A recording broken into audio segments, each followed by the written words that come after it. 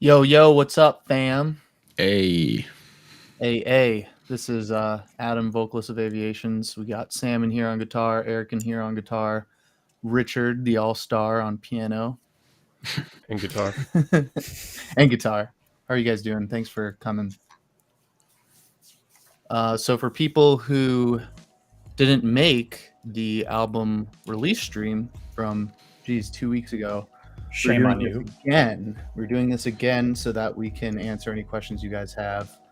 We'll be throwing some links in there. We're also going to do another giveaway, not on this stream, but we're going to be doing it via a different platform called Gleam.io, which I will throw a link right now in the chats on both YouTube and Twitch. Basically, it's going to ask you to fill out some things, subscribe to our YouTube if you haven't already, Instagram, Facebook, Twitch, follow us on Spotify. Just, again, getting us those numbies, those sweet numbies that we need to succeed. And then Sam, you wanted to say something about tomorrow's stream, which is Yeah, if you guys are paying attention to our socials, Eric and I, we're above each other on the stream, gonna be talking about the producer pack and stems for the first couple tracks on the album. We intend to go through the entire record over the course of the next couple months, which is going to be chaos, and it's going to be this guy. But He's here. Guest appearance. This is a surprise to us four. Werner is on tour with Monuments right now, clearly. yes. So What's going on, everybody? What's up, bro? What's yeah, up? man. Just chilling. We just got done sound checking. And, I'm just glad I can hop in here for a second still, because I've been missing out on all these fun streams, man. Can't be doing that. So, yeah. Yeah, Should be a dude. good one. Yeah, dude. We know you're busy too, so I'm gonna ask the chat right now if you guys can spam questions for Werner, anything. Oh, Let's do it God. now because he might not be here the entire stream. Take advantage of the boy now. Do it. Hey, Werner, Yo, Eric. I just want to say you're looking fucking great, bro. Oh, dude, man. Dude, that means a lot, bro. That feels good, just knowing that you feel that way. Like, I think you look kind of sick, too, man. So. Oh, shit. Thank you, man. You just don't have those forehead veins popping right now. Like, if you would get those going, too, like, I would be mad stoked. We'll get it happening. Fuck But it. yeah, thanks for always We're having just my getting back. warmed up.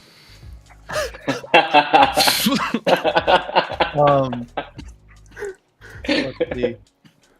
Werner, do you have your own signature ding wall?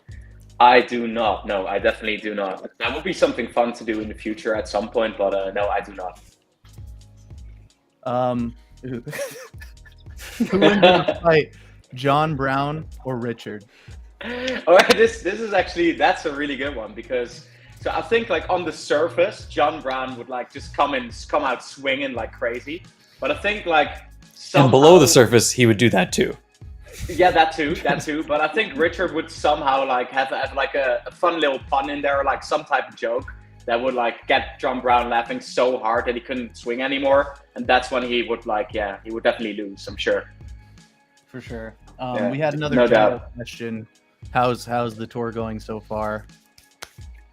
It's going well, man. I mean, we've only just started. We are 6 shows in now, and yeah, it's going, man. Like we're in a little RV. We're kind of sharing beds and stuff, so the driving situation isn't optimal, I would say. But we're getting enough sleep so far, and especially when you're at the start of a tour, like you do pretty well, and then you get more tired as it goes on. So yeah, no complaints yet, but I'm sure we'll get there. Nice.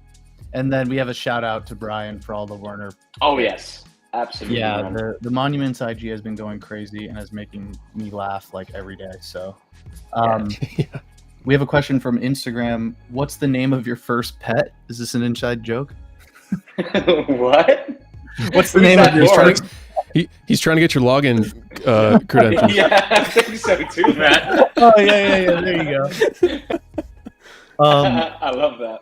What bands inspired you, Werner? Oh, did we lose him? The internet is Almost. going. No, I'm just gonna let Someone it immediately hang. hacked his account. Just Oh yeah. really go ahead. Dude. I never stood. But what? So the next serious question was what bands inspired you, Werner? I think last time we went around the room and they asked, about what each of us likes. So, how about you? Yeah, there's too many of them, so I'm just gonna go with the top 3. One, I think in order of like kind of growing up, and I guess also shaping me in time today. With Red Hot Chili Peppers, definitely up there.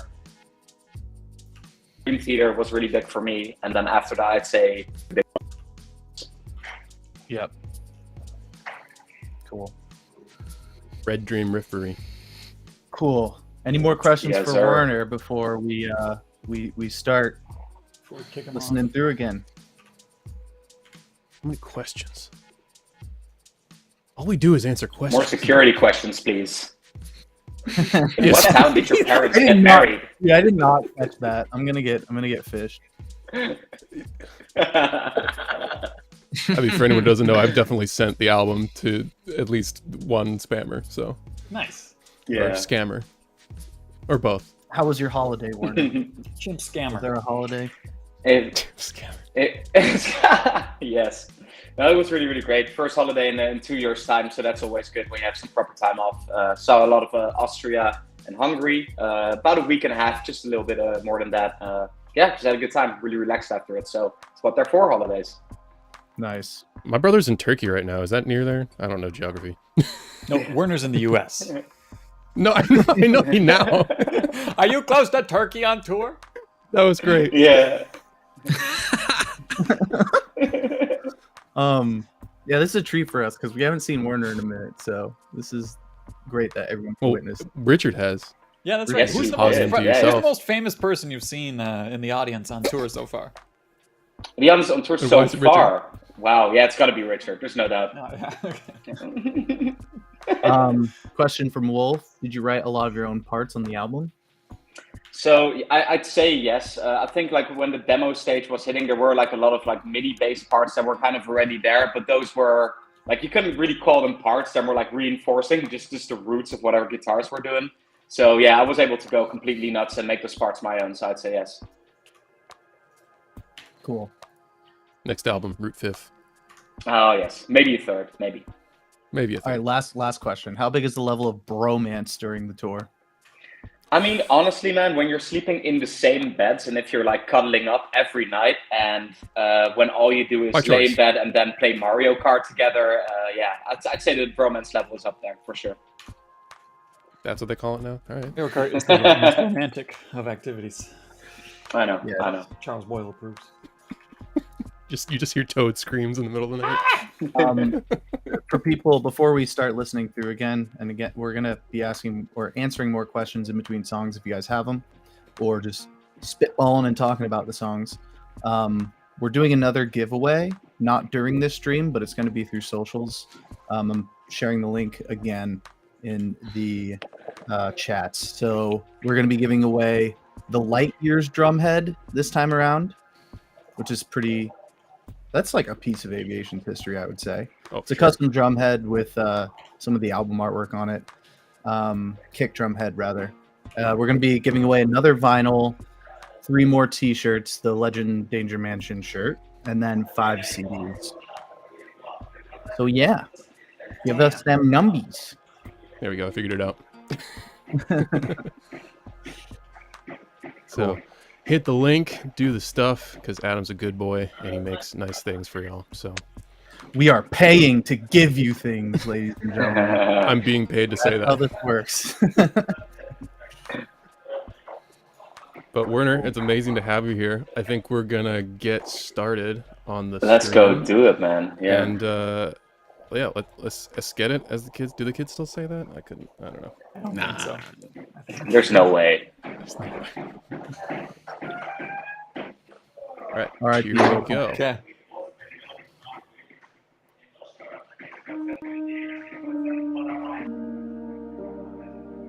Yeah, like we were just doing a little live stream.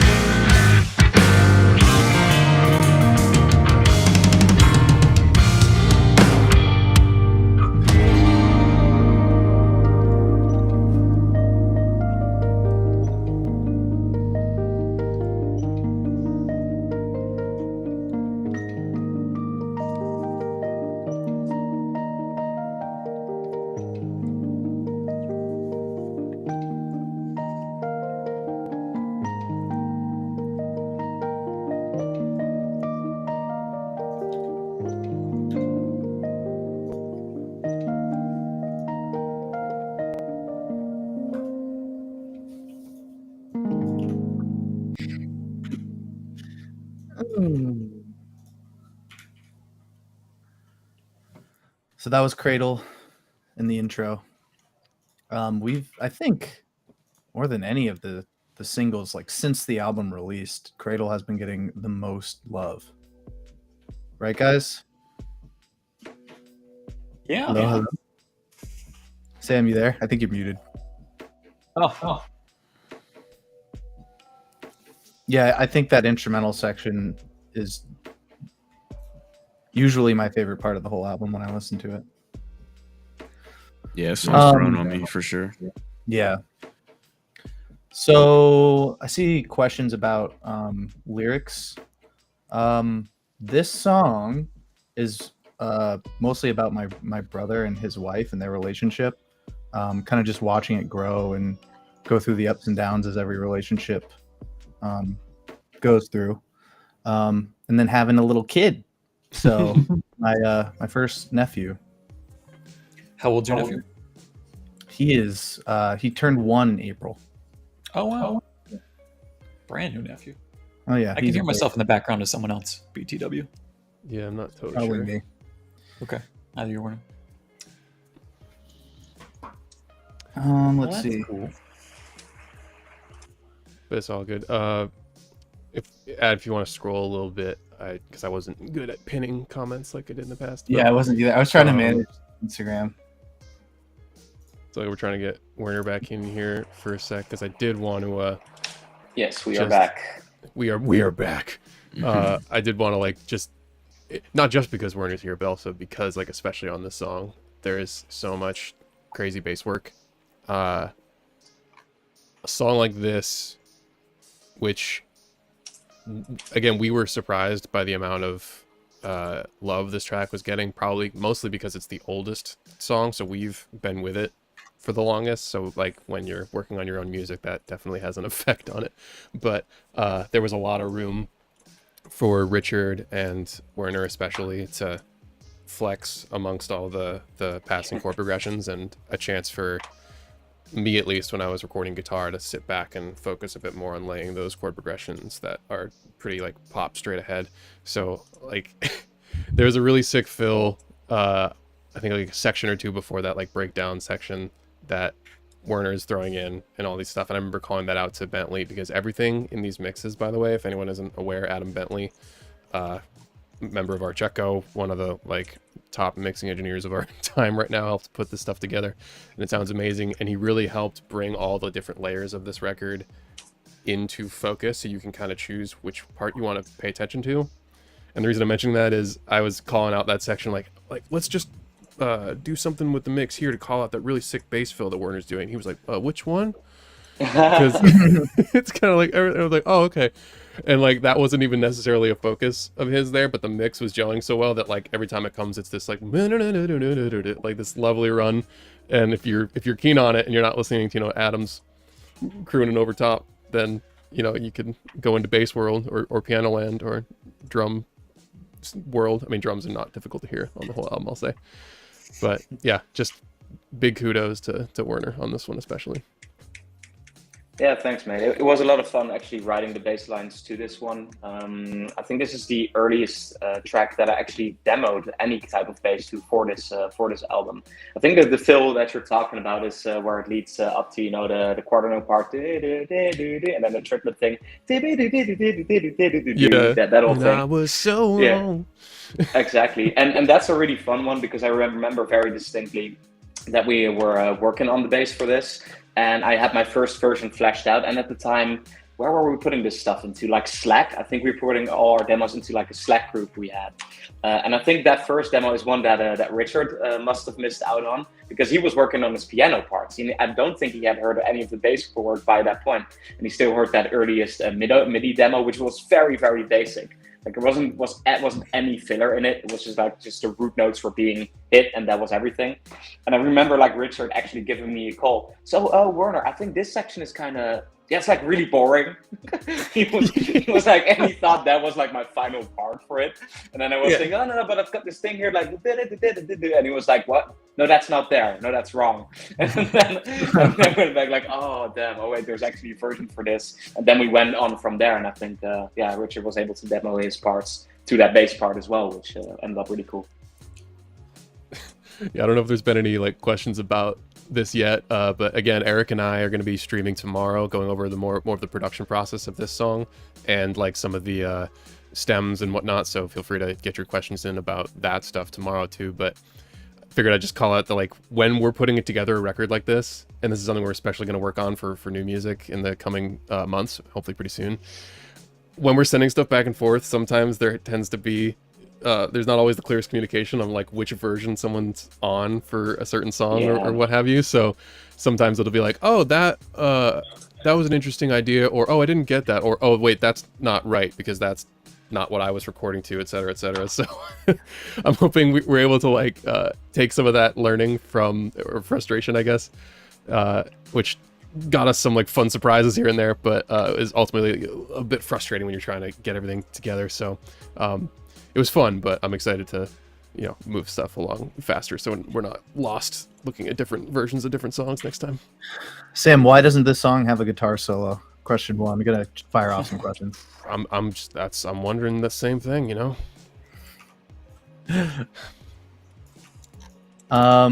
This is a good question. Can you talk about melody choice for vocals, just feeling it versus choosing notes behind based on the harmonic structure of the sound? Yeah, I'll just, and Sam too, I just repeat these instrumental bounces that I get in my head in the background of work or if I'm driving, and some melody will pop in my head and I'm humming it and trying to care about like phonetics and syllable choice and like vowel sounds and stuff, and the notes kind of just come down. I'm more on the feel it side, I would say. Like this song, for instance, that Madeline melody came to me, I want to say first, and then the She Wakes Early motif as well, and then Sam and I kind of got together and figured out a lot of more of the non-repetitive melodies that are in this, like in the verses and stuff. So yeah. Another question.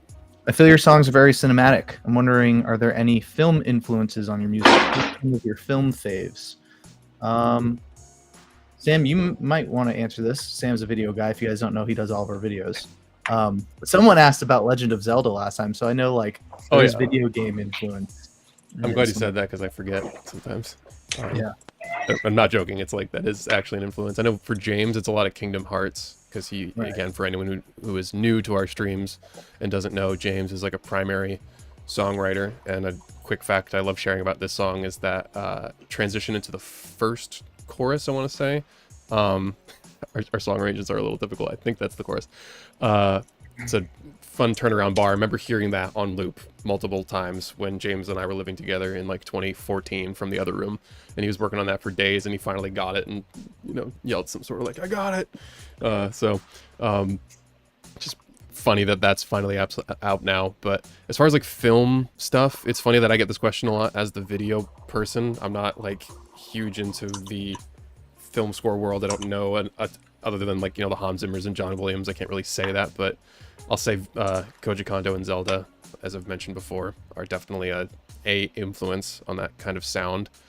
And yeah, it's just James, and yeah, I think some of his Kingdom Hearts influence brings out that side of my arranging and production when I get my hands on these songs and want to make them a bit more cinematic. And I also listen to a ton of The Deer Hunter, for anyone who doesn't know, and that is a very eclectic collection of instruments and strings and orchestration and stuff. So all that definitely ties in. Any other film influences, guys? Werner, Richard, Eric? Not really. Yes, no. I don't think. I do a lot. I mean, especially like for my day job, for my field, I do a lot of instrumental work, and so like that sort of just like sort of programming out in my head, like, okay, what is like the actual soundscape. I remember, I'll keep this short because I know we're trying to keep moving, but like the very first time I ever was learning the orchestration, the orchestral reduction for the Copland Clarinet Concerto. It's like so ethereal and just a little bit of Americana and pastoral. And I was like, okay, so like what beyond that? We've got 6 minutes of pastoral. So like beyond that, like how can I sort of program this out? Like, what would the shot be in a movie? So it's like, okay, so this is like sort of a drone over as you see wolves running through the forest or whatever, pardon me. But anyway, so just leaving it there, like I try and like think of programmatic elements in my head, if there isn't already some lyrical base to attach to, which a lot of times in our music is the case, Right. Okay, well, I have 5 more questions here. I've started them, but let's just, in the essence of time, let's just go into the next song and then answer those. We'll have some preloaded.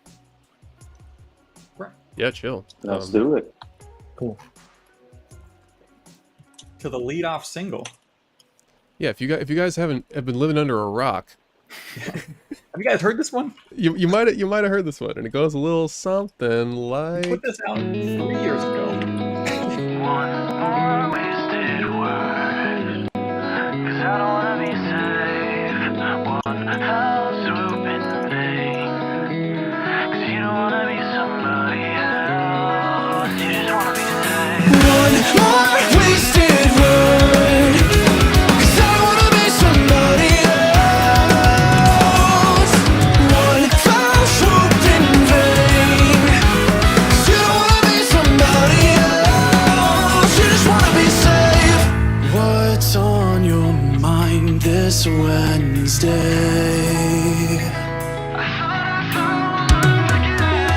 My rocks are eroding under strain. So who do we have to blame? One more wasted word, 'cause I don't wanna be somebody else. One fell swoop in vain, 'cause you don't wanna be somebody else. Holding, why can't we be fair? My mind's not holding on, so I only care for myself in this selfish world. Tidal waves, crystal cliches, fictional, the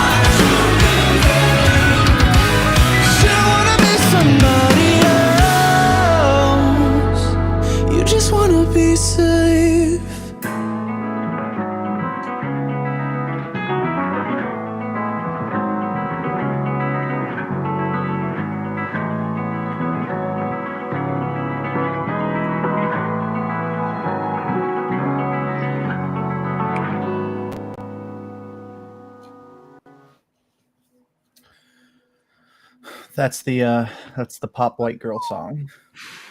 Yes. It could Oh, be. yeah. It's for girls of all colors. Let's be clear. That's right. Inclusive here. Come on. That's right. We have like 12 questions. Thank you guys. That is the point of the stream. We're answering any and all questions. I think we left off though with some Cradle things we can address really quickly.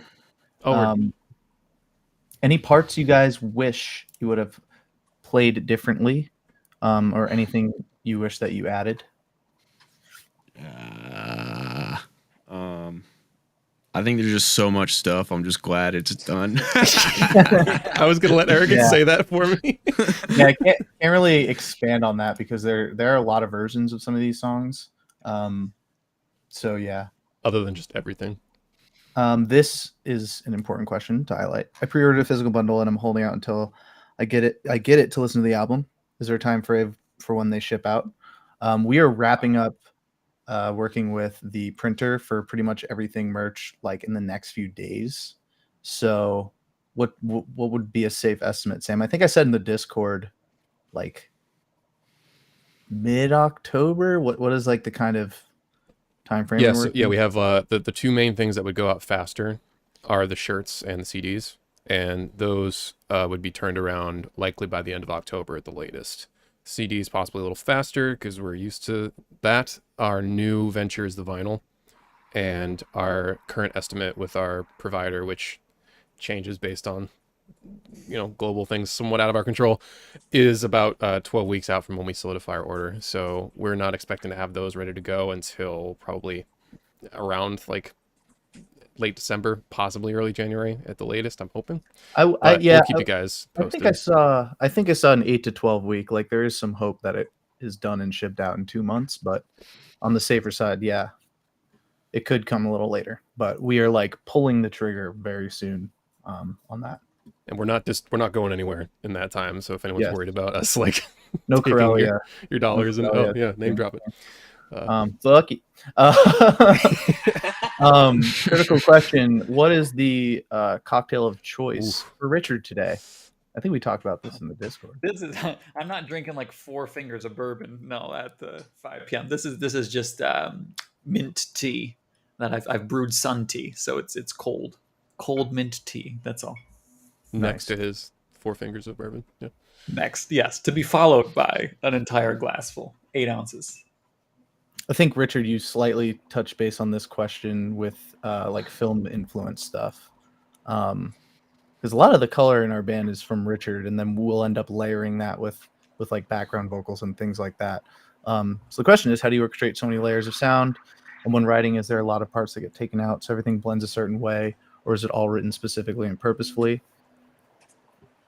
And we've shouted out chime in on that Bentley. one. I think like something that's been happening a lot with the record, the entire process that we've had here is just these demo versions that we've all kind of done, and then someone comes in and takes that demo version, puts on another layer, and then another layer gets added, and everyone adds their little spice on top.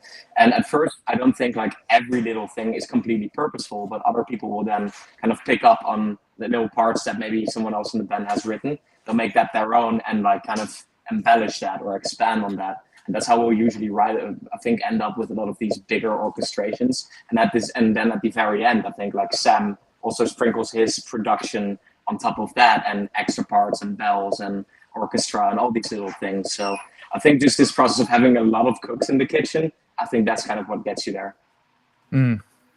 Yeah, I'd agree with that.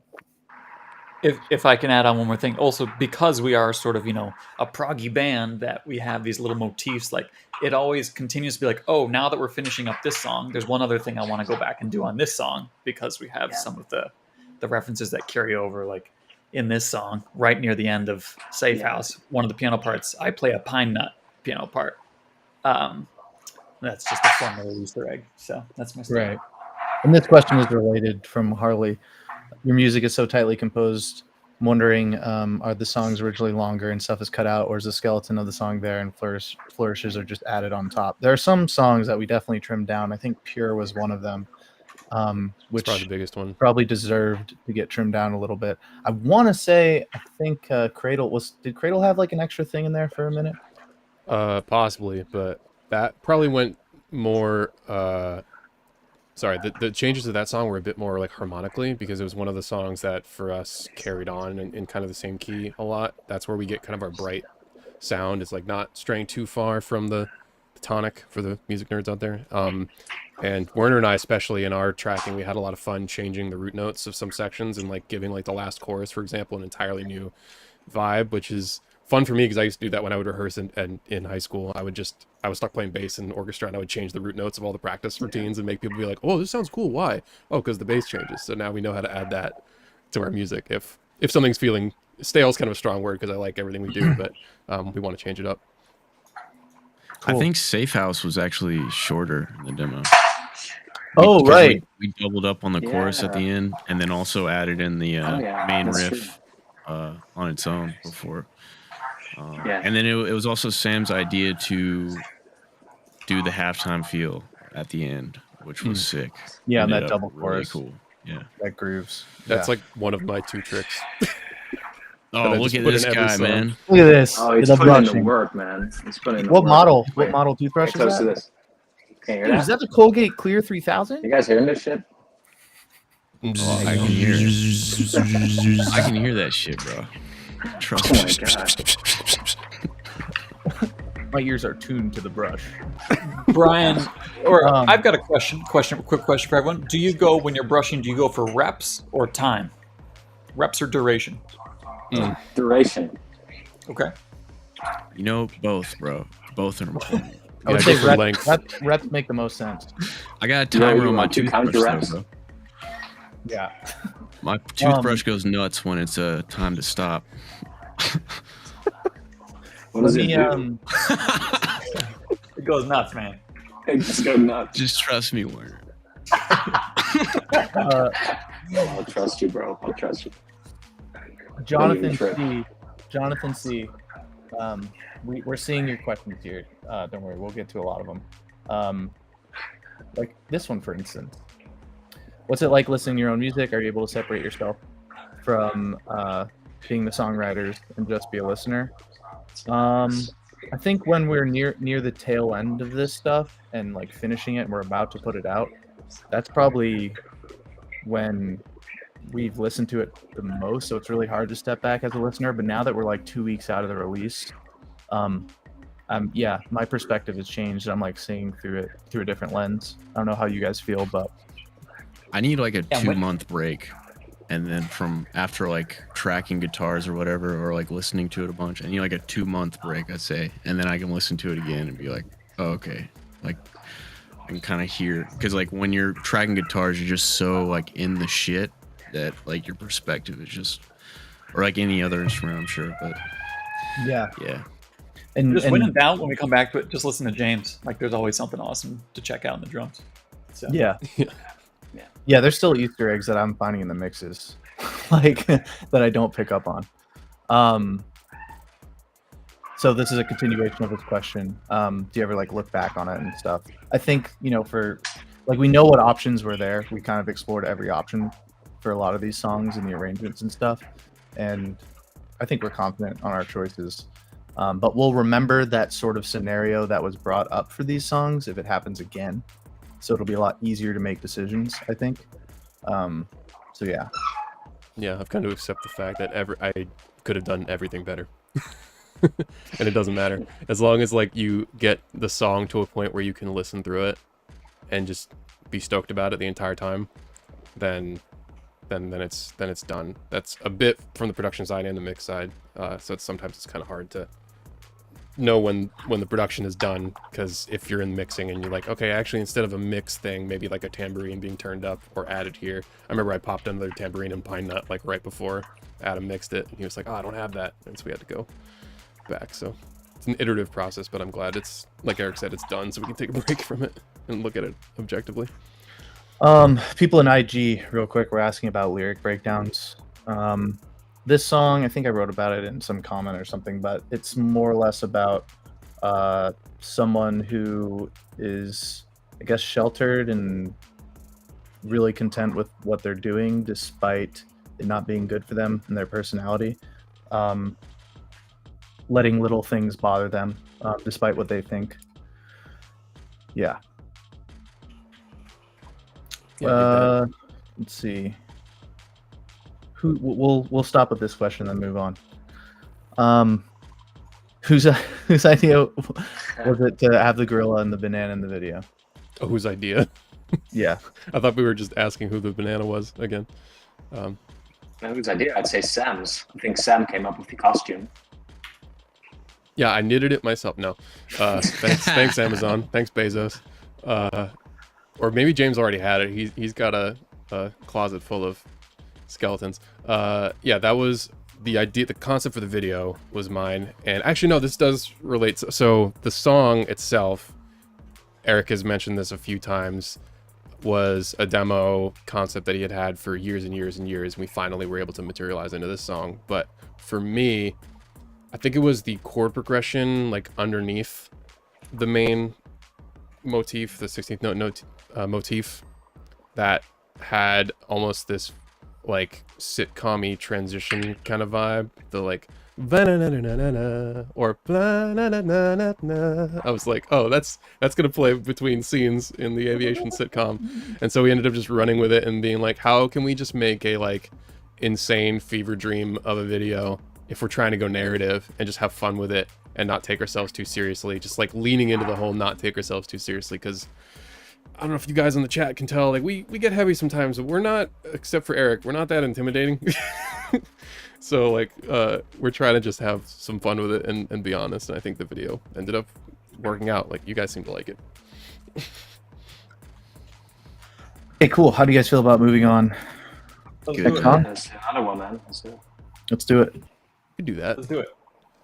This one comes in with just a nice what is it? Oh yeah.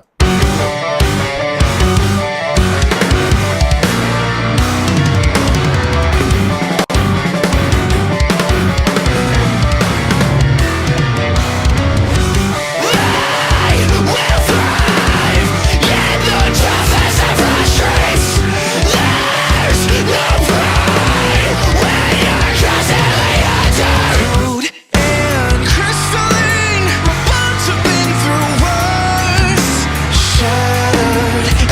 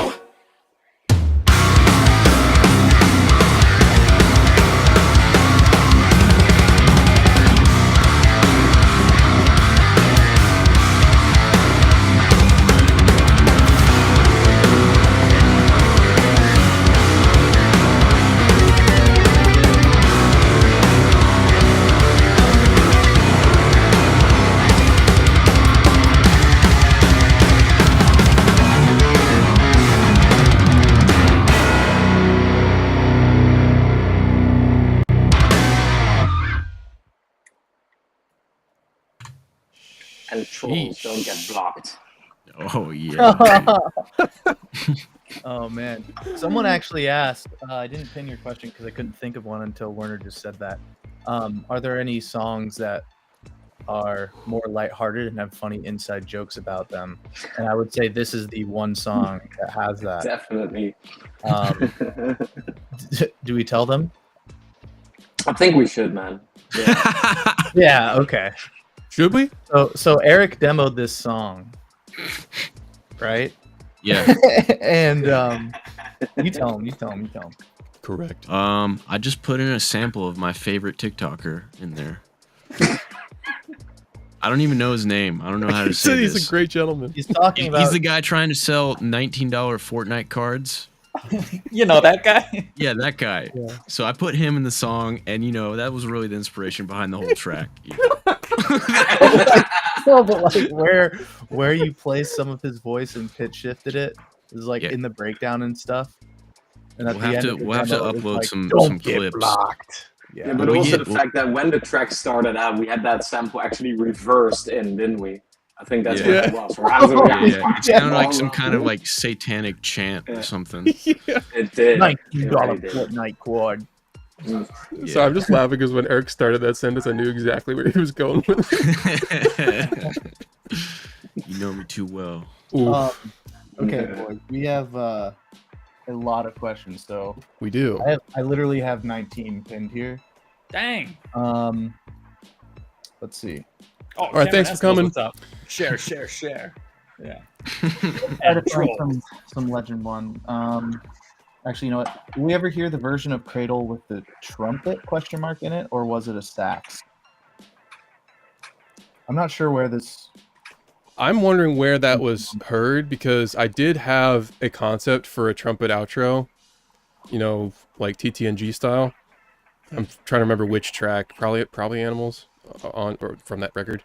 But yeah, I wanted to do some like math rocky outro trumpet, and I don't think I posted that anywhere unless it was like a Maybe someone in deep Discord, cut or James Instagram or something. Yeah, like a story. People don't forget.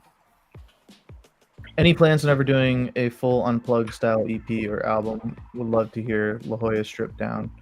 Yeah, we're gonna be promoting La Jolla in other ways pretty soon. We don't have plans right now to do like a studio session live of it, but I think that would be pretty cool to do some of the songs that didn't get music videos, some kind of live setting.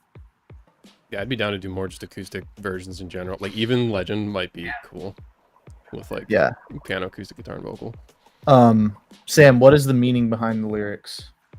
This I can one, go into it if you want, or Yeah. you go into it because I've been going into lyrical meanings. yeah, I'm trying to help you out a bit. I feel like this one was again mostly a feel thing, focused on the intensity of the song, but focusing a lot on the theme of the record, which is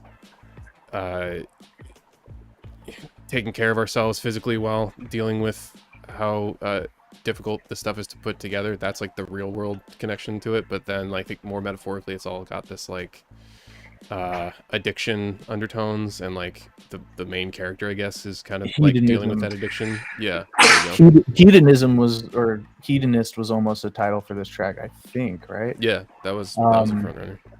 I think like also, if you guys can have heard the little pitch shifted vocal in there, that's essentially like the addiction personified. Yeah. So he's like a monster or something, and again, like the lyrics are generalized in a way that it can be related to whatever. Let's see. Can we get through some. When are you coming to the Netherlands? Was a joke. I think it was Clara asking that. That was I'm pretty Clara. sure she was. That is yeah, Clara, that's she is. Clara, yeah. Nice. She's probably sleeping now, but bless her heart. Yeah, I want to come to the Netherlands soon again. Cool. How do you guys feel about community-made music videos or even lyric videos? I'm cool with those because again, the numbies matter. Absolutely. So yeah. What was the guitar setup on this album? The notes are so distinctive, but so dirty.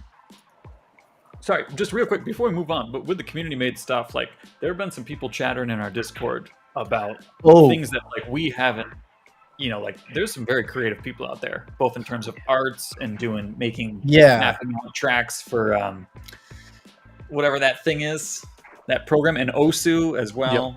The Clone Hero stuff and all that. So just like, if you're a cool person and you know Which you cool are. things, come chatter with these folks, because there's very creative people out I there. want to. I have a note here to give a shout out to some people. Barakmed, CO, Atmos Fabula, Champion Soap Eater, Gibby, Progress, Astroria, Aurelius, Anthem, Bruta Butta, and then Matt Myth, Squilly Bob Joe, Addy Daddy. You guys are all the greatest hits. all the kids, man. We were like, Addy Daddy. we really are like chilling in the Discord. Like some people say, oh yeah, I'm messaging all the time there. We have been, a handful of us at least have been like chatting with all of you guys in the Discord. So it's been pretty fun.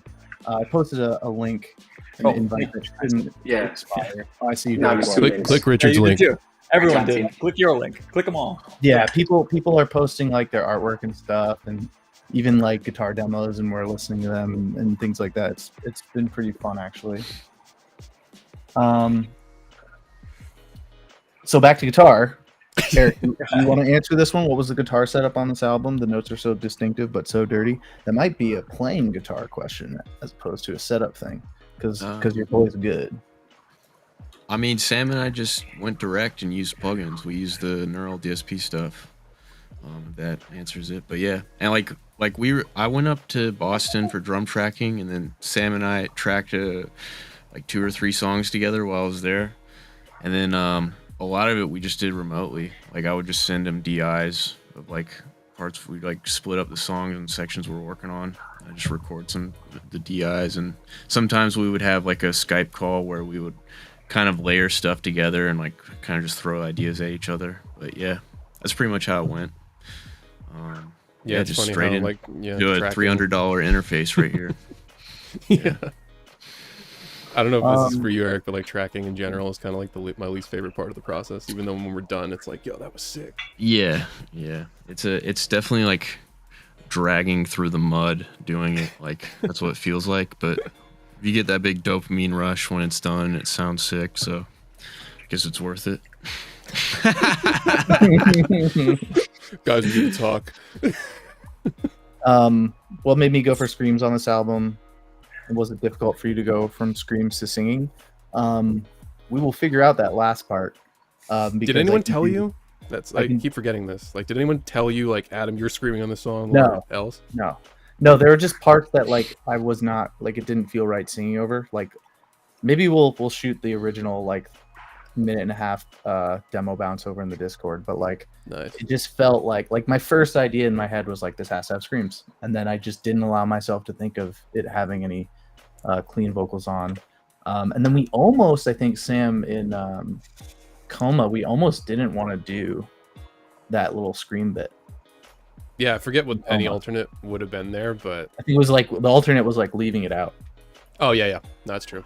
Like we tidied up the rhythm a little bit, but yeah, there were just some parts that like I did not want anything to be there, and I felt like it had to have screams. And plus, like I think it's fun to listen to, just a little bit of that in there, as opposed to like the back and forth that you hear from a lot of other bands constantly. So Yeah. How have the reaction videos / channels on YouTube changed or affected the way that you look at releasing your music, if at all? And what's your general thoughts on the whole reaction type videos? Werner, do you have any thoughts about this? Yeah, I most definitely have. So for us at this point, like we really welcome that whole reaction community. There's actually a lot of like really solid, also I'd say friendships we formed at this point with some of them. We just want to shout out Metal Burp for us real quick. He's been really instrumental for us in like pushing the release of Outliers when it came out. He had a video that did really well on that, and I think it also pushed that video to a lot of demographics that otherwise would not have listened to us. I'm actually seeing Metal Burp for the first time in person in 2 days as well, and he's coming out to one of the shows. But Oh, Yeah, snap. like these relationships are a lot of fun because it's also cool for us to get this type of feedback in these videos and to get that real life reflection of what people actually think when they listen to our songs. So we completely welcome that. And yeah, has it changed the way we put out stuff? I don't think so. But with the context that we do have these days, we do like every time we put something out, we will send them a link. Hey, we're putting this out. Would you consider listening to it? Maybe do a reaction video. No pressure, of course, but yeah, if we can get those videos made, we absolutely welcome it. Yeah, and Finn McKenty as well. Yeah, most definitely. Right. Like that was a surprise for us. He is like pretty, I would say, critical of like what he listens to and what he like wants to say is good. So to have him like, you know, go to bat for us was sick. I think we were in like his last prog metal video that was uploaded to YouTube, which was awesome. Yeah. I don't have any more questions. I have a question. Another train. Want to answer that? Klaus, right? This is Klaus. Yes. This is Klaus. Klaus is hungry. excited. He's hungry. Yes. I'm sorry. It's been great. I gotta go. I'm meeting a new cat sitter to screen nice. them, do a background check Yes. before I head out of town tomorrow. So, yeah. But Absolutely, man. lovely to see you all. Bye, Richard. Likewise. Bye, Richard. Everyone say bye. Goodbye. All right. I was going to press the button for him. Before we start this track, I gotta tell Werner something. Yeah, do it. On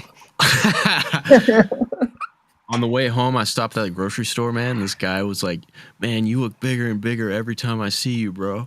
And I said, he said, "It looks like you could destroy someone with one punch." I wasn't prepping him for this. And then he said, I said, "No, man, that's not my style. I'm a lover." And he said, "May God help whoever you love then." That was like the funniest shit I've heard in a minute, man. Dude, that's awesome. That's really good. What I want to know now, like, did you actually notice this guy before? Like, have you seen him a couple of times, or is this the first time you notice him and he's seen you 1,000 times at this point? I think I've talked to him once before, so we're homies now. Yeah. You should have just said it could be you. That would have been perfect, man. That's some male bonding right there. Yeah. I like Next this. time. I like that. Thank you for that story, Eric. I Yeah, appreciate no it. problem. I figured you want to hear that. Oh yeah, man, bet. And with that,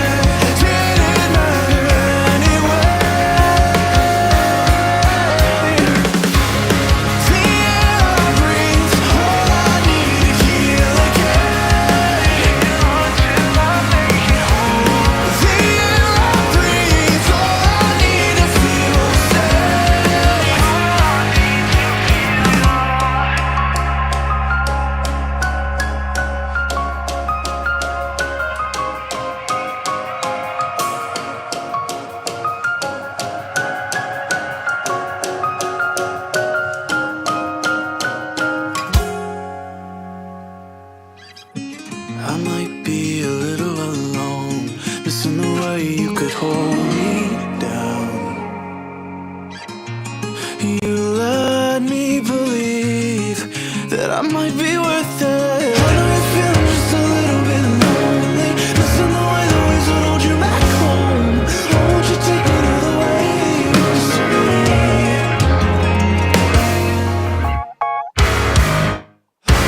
There's so high, hang on to. I'm giving up empty feelings to feel alive. I might be feeling just a little all alone, but you could always find your way back home. I wanna know if it's a feeling I love. I wanna know if it's a feeling I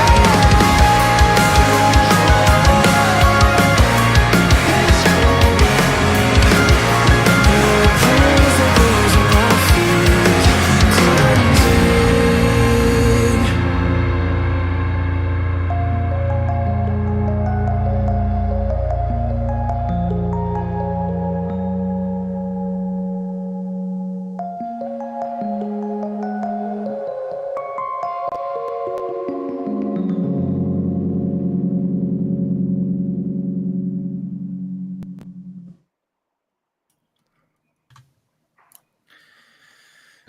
Continuation of Eric's comment earlier. I think he said it about Cradle, but he was saying it's growing on him a bit. And someone was asking about how it is listening to your own music. That song is growing on me a lot, I would say. And everyone's saying like best mix on the album and stuff like that. It's a good one. I think on this Sleeper. particular tune as well, like when this was still in its early stages, I remember like just writing bass stuff to it and just kind of being unsure what the direction of the song was going to be. And this one only really clicked when I was hearing the first proper versions that Sam and Adam were doing vocal wise. Because like doing top lines over these types of like kind of weird rhythms in the background, it's not easy to do by any means, at least to make it sound natural. It's so easy to gravitate towards what the one is and where all the beats are, and to flow over something like that effortlessly, like Adam is doing here, it's really hard to do. So yeah, I just want to really give credit where credit's due on that one, because I really think the vocals just make this song. Like if without those vocals, yeah, I mean, wouldn't have nearly been as good as it is. Yeah, and off the back of that, I mentioned this on last stream, but like Sam and I throughout this whole record put our heads together on all the songs for Top Line, but this one in particular was like Sam's baby. And he had like demoed out like pretty much the whole song with his voice. And we had to go back and like try and see how it would work for me and tidy a couple of things up. But Sam, we're getting asked about lyrics. Do you want to talk about that and the name La Jolla? Yeah, let's leak the demo. The name came from James. If you guys were here for the last stream, he started the what do we call them, like arrangements, I guess, of the songs for us to put real instruments on. And yeah, I did the top line and most of the lyrics for this song. Not intentionally at first. It was just kind of one of those times where a flow happened. So very much so. I forget if the what I'd consider, the chorus melody. I think that was an idea that was saved somewhere. But then once I actually sat down to try and vibe out that intro into that next section, the simple things I can let, that was pretty linear, honestly, just like sitting there and like feeling what should come next. And that line, or that section especially, I was really excited about, because it was one of those, like, we talked about this a bunch, like one of those like one note melody, just focus on the rhythm kind of things. And it wasn't forced at all, and it was just very comfortable in my range, which you also mentioned. Like, for me, you guys can tell I'm a much lower natural speaker. So for that kind of lazy, relaxed kind of singing to juxtapose like the crazy stuff on Legend we just came from is pretty natural for me. So just leaning into that without thinking too much about Adam, I guess kind of selfish in that moment, was cool, because then I was curious what you would do with it. And yeah, just not to get away from the lyric question too much. In general, the name La Jolla and our proximity here on the East Coast to it on the West Coast was the first thing to bring to mind that sort of like long distance relationship vibe. And then there's a bunch of lyrics in here that are personal enough and related to like my personal relationships. I haven't had too many, if some might consider any, like long-term relationships, but yeah, definitely some lines in here that are very much relevant to my life. So Cool. Let's see. Now we kind of have general album questions. If you guys want to ask about La Jolla, please do right now. How did you decide what songs from the record were to be singles when every song has so much to offer? Well, I think Safe House, I mean, Eric or Werner jump in, but Safe House has like that pop chorus thing. So we definitely, and the riff. So we wanted to, that was just hands down going to be a video. And again, we wanted the contrast with Legend to kind of show like this band could be heavy. And then, I mean, Coma was like somewhat Outliers 2.0. So we wanted to touch on that. And I think everyone in the band really loved Blink. That was like their favorite song. So that was another one that got selected. And then Pure, again, like we're trying to just keep the contrast going and wanted to do like a ballad and like a video that was more centered around me. So I think those were the reasons why we chose those. But like Pine Nut had a good fight at one point to get one, but we just decided against it. yeah, I think it's so colorful and has so much to offer that it was like, it felt like all of these songs, aside from, you know, Blink having its insanity, and we just like loved that song. That's why it's the closer. Like Pine Nut had so much going on for it that went on a record. I thought it would do really well to be like a, how do I say this metaphorically, a meal worth waiting for, or whatever, for the record. But yeah, I think Legend and Safe House were like the two obvious ones right out the bat, and then we were just like, we just want to put videos together for the best songs because we want to make as many videos as possible to reach all y'all. Right. Quick shout out here. I think this is Marissa, I think so Shit. too. Yeah. California Yeah. homie fan. Yes, we remember that time was insane. Won't go into the details of the San Diego, California, Vegas. Like those three shows were madness for many different reasons. Is that where I Um, forget that I hit a car? Or I That hit a was- car. no, I did. No, that's where my back exploded. Oh yeah. Yeah, Look back. Adam got wrecked in LA. These two guys, he jumped in the pit. He thought he was gonna, you know, have fun in the pit. Nah, dude, they were like, nah, this is my pit. It's not happening. Let's go Yeah. find those guys. Yeah, Oh, you got bigger than it last No, episode. it's not their fault. Okay. Do you have any plans for any more music videos? This one was asked twice, and I think. Oh wow! All of these songs are about video. All these questions are about videos. Like why, you know, we decided to pick the 5 we did. Are we going to plan to do any more? I think we're going to be doing a lot of short form content coming up here with like MIDI guitar playthroughs, sing throughs, and things like that. So yeah, look out for more videos. It's going to come. They won't be like super high produced videos like the other ones. But yeah. I think We'll do some for new music. Yeah. For sure. Okay. Are the air that I breathe is all I need to feel safe lyrics supposed to describe a feeling of being somewhere physically or mentally where you're fully content and safe?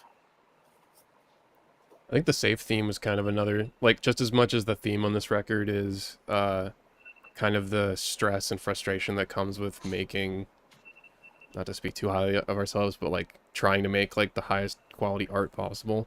There's also that feeling of the tone of like warmth and like acceptance and like comfort in like being where you are, and you know, trying to be a little bit hopeful. So like I think at that point in the song, like it's so uplifting that we wanted to bring that vibe of like it's a lot of dark things on this record or whatever, but this is a moment where just like you're good, like just breathe.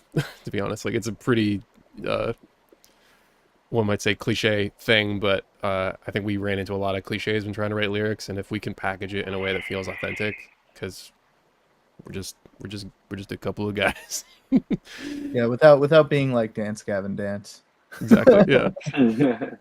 We'll get some random screams. eraser on the floor. I picked it up and erased the word. I didn't like really specific stuff.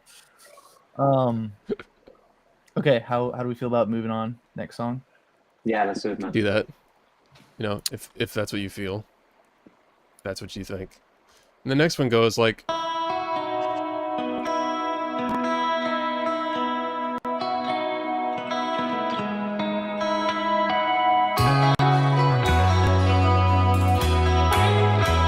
It's been so long that I've found ways to never get my character lost in the maze. A better halves erased. False steps line up to take a wind. They'll move with the grain. They'll see that your wish remains. Sunlight covers the dirt on the floor.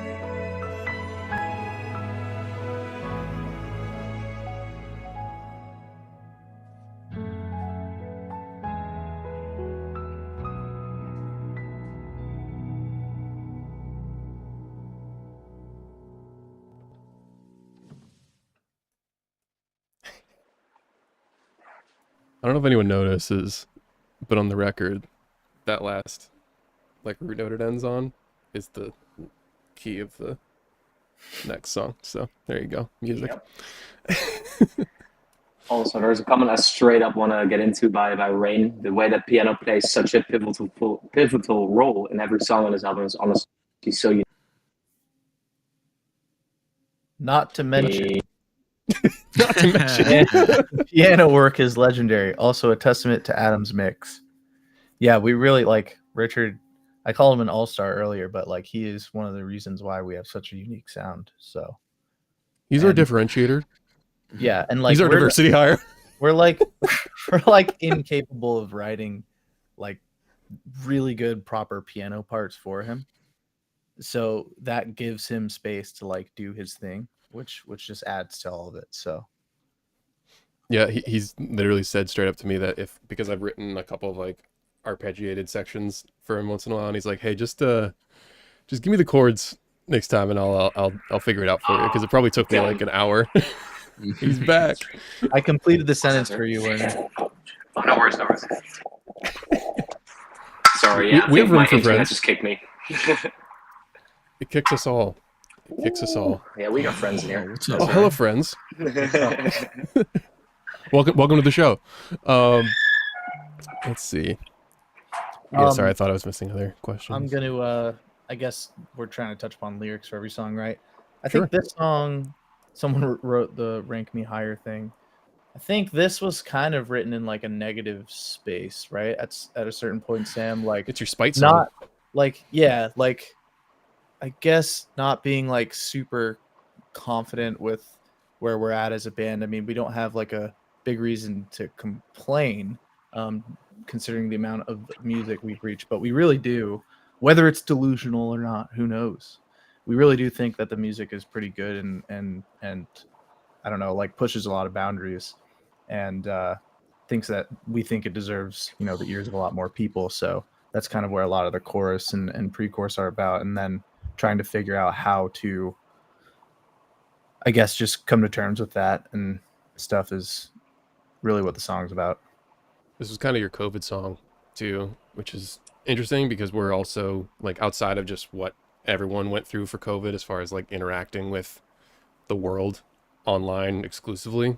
Like we're an Mhm. internet band as well, so we have to do a lot of that every day. So some of the frustration of like what's the line connected, I feel like I'm available but miserable because we're always available, and that's something I personally connect with because I make myself available every hour of every day all the time and forget that sometimes I do need to just like, frankly, like you guys too, I need to turn you guys off for like 24 hours to actually get something done that you want me to do at a good level, so, or at high quality. So yeah, I like this song a lot for that reason. And Werner is cute. Yes. You got it, dog. We have some questions on the Yes. on the back burner. Any plans for more retrospectives? Sam and I were chatting about this because someone asked it on the last stream. And Ooh, like, that's right. like we don't have plans in place, but like it would be cool to do one of those songs, maybe like Raised or something. That would be If we have the great. time. Yeah. I think Raised is cool. Raised is almost like a volume song in a way. Like it's Jen. Yeah. Like, But there's so many things we could do to it that would be like, what is our sound now? That like just right off the bat, be like, oh, just throw that there. Like it would not be right. difficult. It would be a task, but it wouldn't be difficult. Right. Does La Jolla seem like it could be a song you guys will play live? I would love to play that song live because I think even though my voice isn't being like I'm not belting the entire time, I think it's still like really powerful in a soft voice. And yeah, it's just again that contrast. Like if Pure wasn't in the set, like the obvious fill-in would be La Jolla kind of thing, you know? My like ulterior motive for this whole band is just to get us heavy enough songs so we get on a heavy enough tour. Just so we can break play all out the La Jolla in the middle and play all the ballads. You guys have a lot of crossover with Die Hard as Murder. I love how I have like 3 Blink questions in here. I'll focus on this one later, but Yeah, there's still something I just want to add in there real quick because I got cut off when my internet dropped, I think. But we were talking about piano there for a second and like how much it's been adding to the record, especially like this outro here, this entire piano outro, and then also what other song do we have that in Safe House, right? Yeah, the little bit at the end there that Richard added in. Like those parts were never really there before Richard actually heard those songs and just put that on the end of it. And I think those parts are such a good, nice addition to this song that really finish it off. And then of course as well, like for me, like I played a bit of bass on the Safe House bit, and then for Sam to actually go over the last bit of this tune here, like yeah, absolutely love those parts. And yeah, without piano, man, it wouldn't be the same. Absolutely. So Yeah, I think you hit the nail on the head. with that one. dude, what is going on? Just really bringing it home. You know what I mean?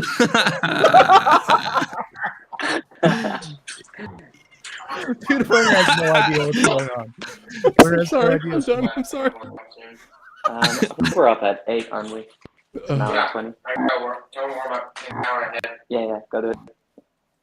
How much of your stream is left? I mean, I have to leave the stream. Do it, Adam. Do it. Okay. Yeah.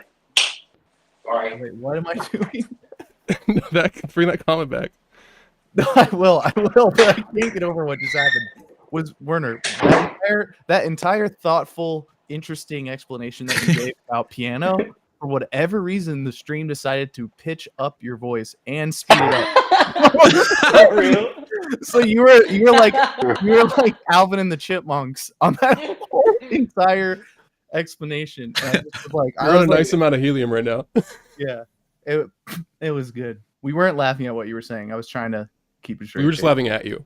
It's Yeah. fine. Dude, if that would have happened to any of you, I would have laughed so fucking hard. So you guys played that off pretty well. Then. Okay. Yeah, no, that would never happen to us. That glitched him out, dude. Can't handle that one. Can't handle it. This is the content you guys are here for. Sorry, I'm like sweating from that. Yeah, my face hurts. What? I'm pinning questions, but they're not showing up. If you guys could tour with any artist, who would it be? What's a good fit for tour? I think if we could get an opening spot with the Contortionist or something, that would be sick. Even though sometimes they're a little too influential on this band, like they wouldn't want to saturate you with similar sounds. But I think that would be a sick tour. I think that would be dope. Anyone else answers for that one? Michael will be down once we're famous. Once we get them numbies, it's all about the Once we get numbies. All about the numbers. No, he's so cool. I could see Yeah, I if there think was we an all feel opportunity. we would go down extremely well with Fola as well. That would be a great tour. That would be huge. Connected to that, dream guest musician to do either a solo or a verse on one of your tracks. I want Ice Spice on a verse. That's about it. Eric, any guitars you want on it? I would not complain if Wes Hauck did a solo. That would be epic as fuck. He could just track everything. Yeah, that'd be dope. Yep. Just real quick. Yeah. Oh, we already did this one.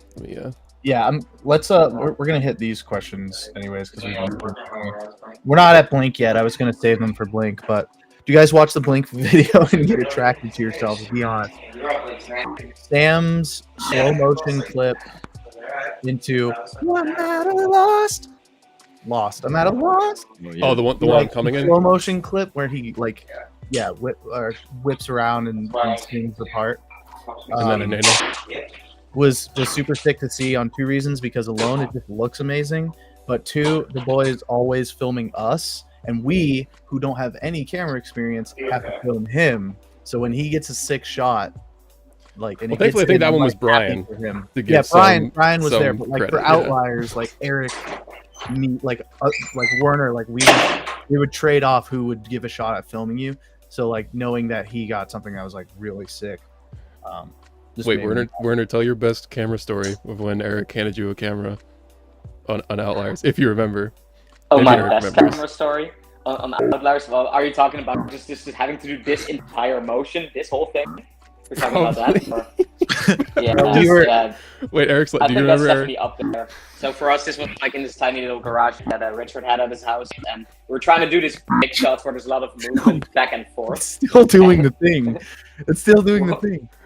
Oh, it's We still can hear him. doing It's it? fine. Okay.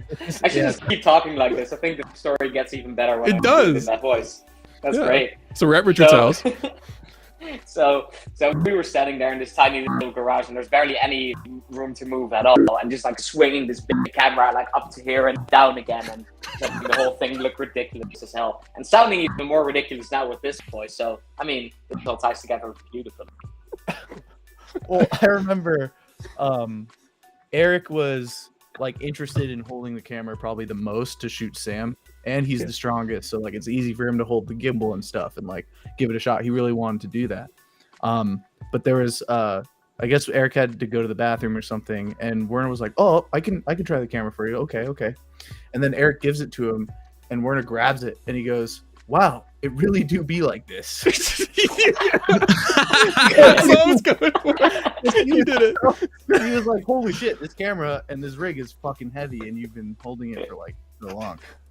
Yeah. Because for like the past 16 hours, you guys are like, "Sam, you good? You gotta eat." I'm like, "No, I'm fine. And I'm just It running. really do be like this. That's what it was. It was funny. So wasn't it? I thought what I said was people don't think it be like it is, but it do. But it do. I think that's what I said. Dude, this reminds me, man, there's definitely some sick like outtakes on the Safe House video of you saying some definitely. fucking. You went extra hard on the one-liners, bro. We'll get the supercut. Man, for real. It was like 3 a.m. at that point too for that shoot, or for either of those. Again, I'm just trying to clear out this questions thing. Ethan Gibson, was the piano intro for Blink inspired at all by Tigran? Probably. I forget when we were talking about demos. Like this was, unless I'm forgetting, because we do have a thing in our music where we like the kind of arpeggiated continuous 16th notes, but with like a rhythm. I'm pretty sure this song or Blink was that song that James had a demo of like a while ago, like 2016, 17 or earlier. And that it was just called like Melody, and it just had like some vibes and piano, and that was like a vibraphone part. But James was into a lot of Tigran and stuff. Eric, I feel like you brought Tigran to my attention, and I'm wondering if you also made James realize that it was cool, or if he found it on his own.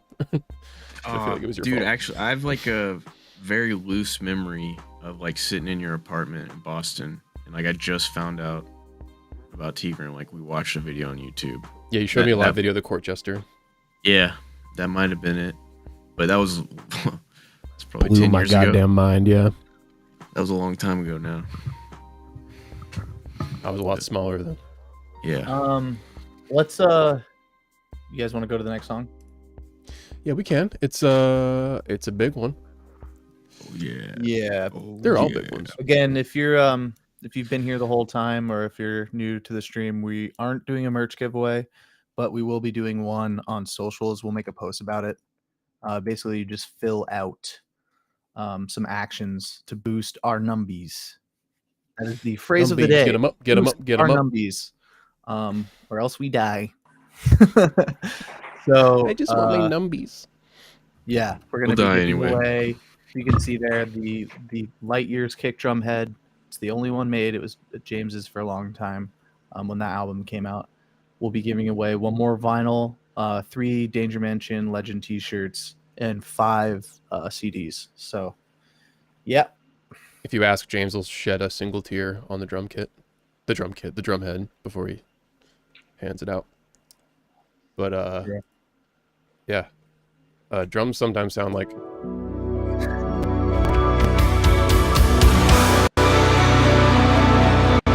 Alright guys, I actually gotta go. Be silly. But it's been real.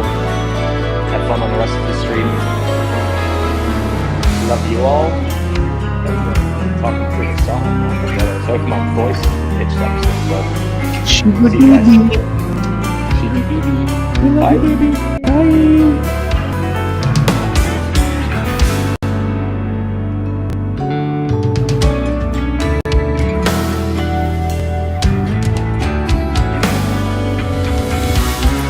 Faster than most, victims of a broken host arise.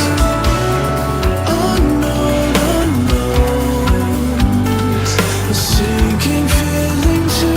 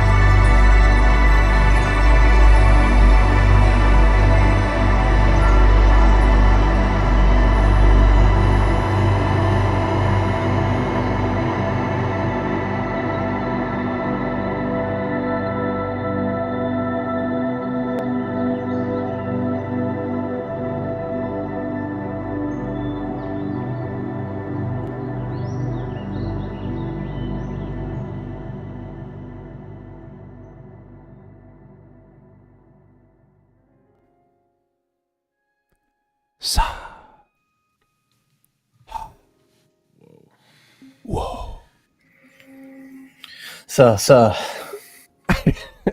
you want to mediate? Sure.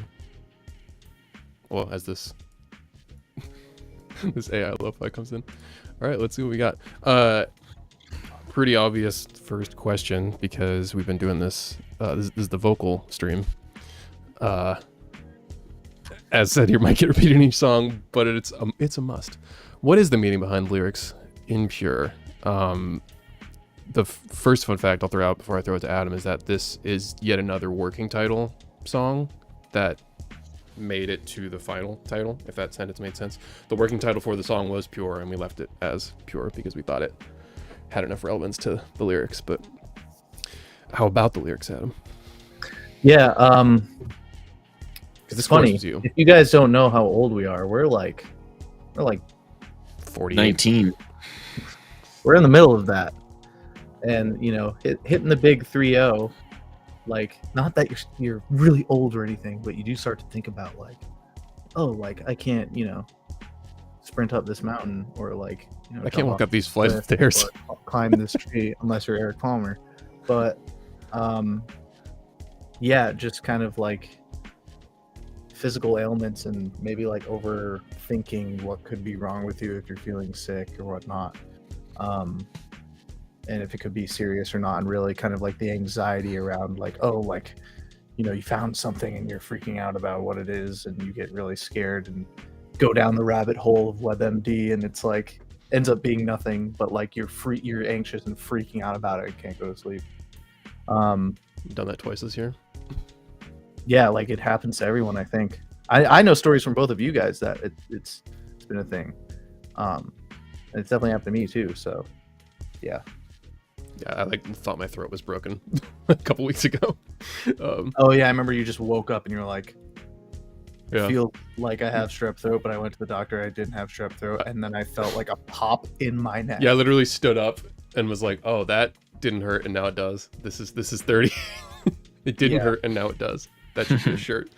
But this is a cool thing because Coma is well connected to the song, whereas in Coma you get more of like the mental stability and mental ailment thing going on, but we're still kind of playing on motifs from each song.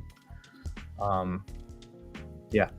Yeah, this is the song I picture myself losing the sleep the most in the lyrics. Like it's what happens to me when I work on this stuff for too long.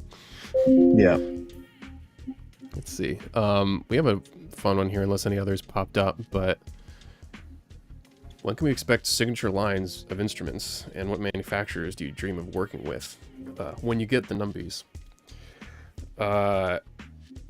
This is funny because I play a custom musician instrument. I play a John Petrucci custom guitar, and that's the guitar I've wanted since I was like 15. I had it a few years ago, or I was able to get one a few years ago, and I've been liking that for a long time. I don't have any, like, off the top of my head, brands or things that I would want in a guitar. Maybe if I really like sat down and thought about it, we could probably come up with some cool stuff. But I'm pretty low maintenance. I just like a guitar that plays really well and sounds good. And playing Eric's guitar, especially on this record, when we were tracking and handing guitars to each other, I got some found respect for like the nuance and difference between like different pickups and stuff. So I bet if I tried some stuff and like went down the rabbit hole with a company to like find something that would be a signature for me, then we would come out with something cool. But I'm all right for now. How about you, Adam? When's the new custom mic? I'm not a gearhead, man. I'm really not a gearhead. Like, I think the only thing about me that I think Telecasters are pretty as hell, and that's the only thing about me about gear that I really care about. And in terms of microphones, like Telefunken makes some sick mics, and they just look super gorgeous. That doesn't really say anything about their quality of sound, but like, yeah, I'm not the one to ask about this sort of thing. How about you, Eric? I've been playing Ibanez in this band, like, I guess since I've joined. So 40 years. Yeah. So like Ibanez is they're fucking, I love them.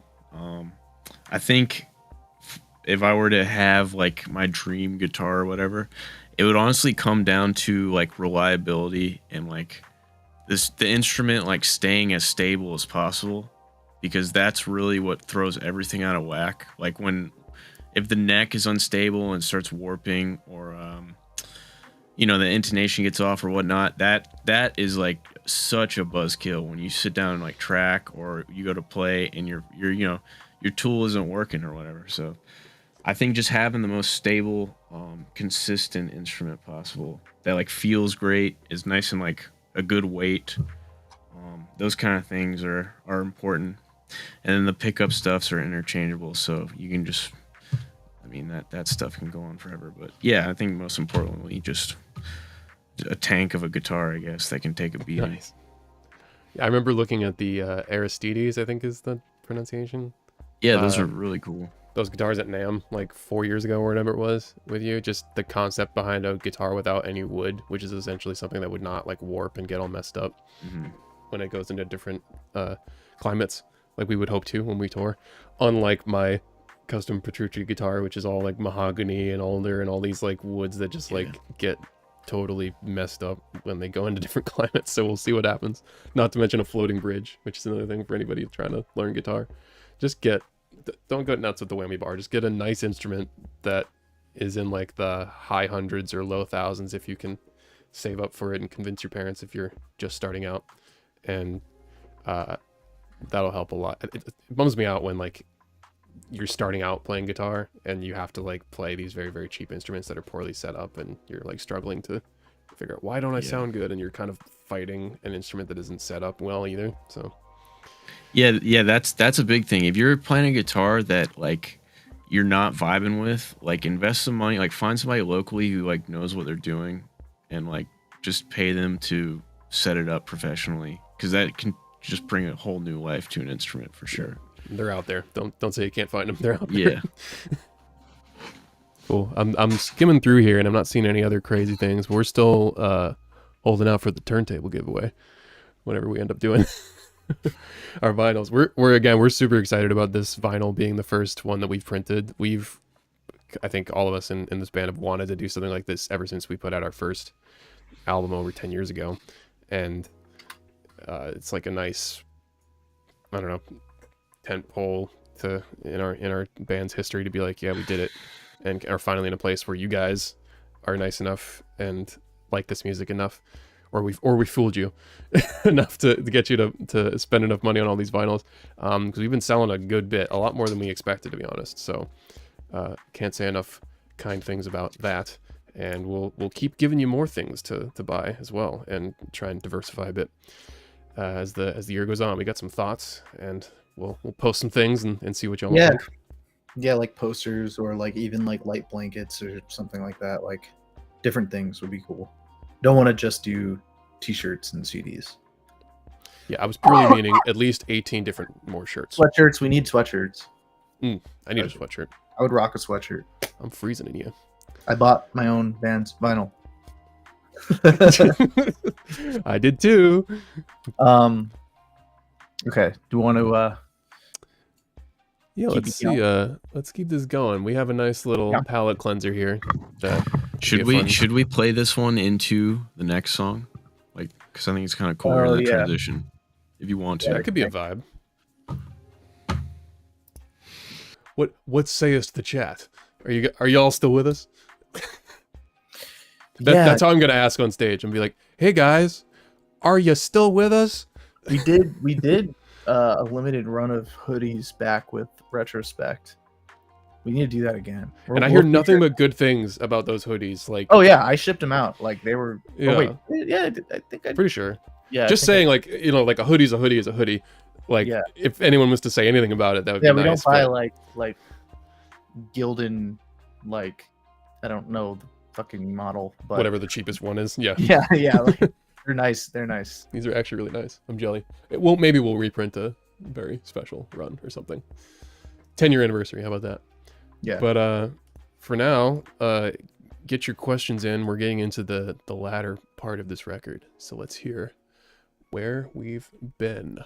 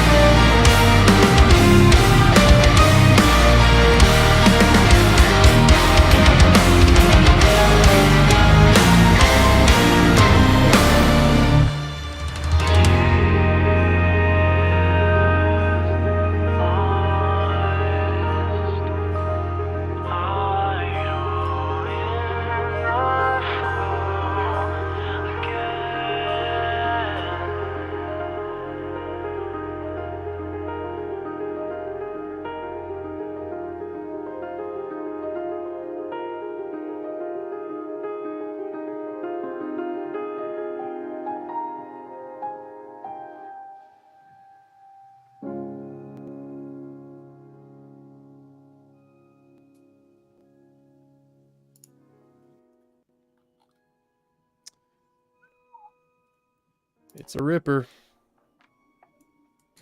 Oh yeah. Oh yeah. Yeah, I guess just really quick on that song. Even that last note, because we've talked a handful about how writing comes together in various demos and sharing things around, and also a lot of Richard. So with Richard, I think this song, and actually the end of Blink is similar because it also has a little piano motif at the end. I had him playing on the page some sort of little like flourishy arpeggio thing, and his version when he sent it back was just that rhythmic motif and then ending on this like very sad but like uplifting key change like chord.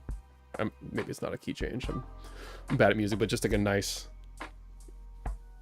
coming home, like finding home chord at the end, like, and it was beautiful.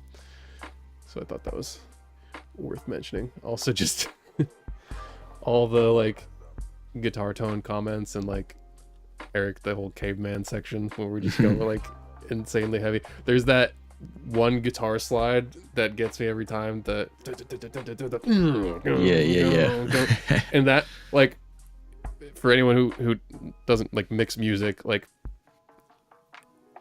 to get things to sound like they're coming through in the same level or all this stuff is like no small task. And that, like, the track, I'm sure if you saw it on that level, would look hilarious of like how much that's cranked to just hear that over everything. I think it's also double tracked with acoustic because acoustic guitar is actually the heaviest instrument.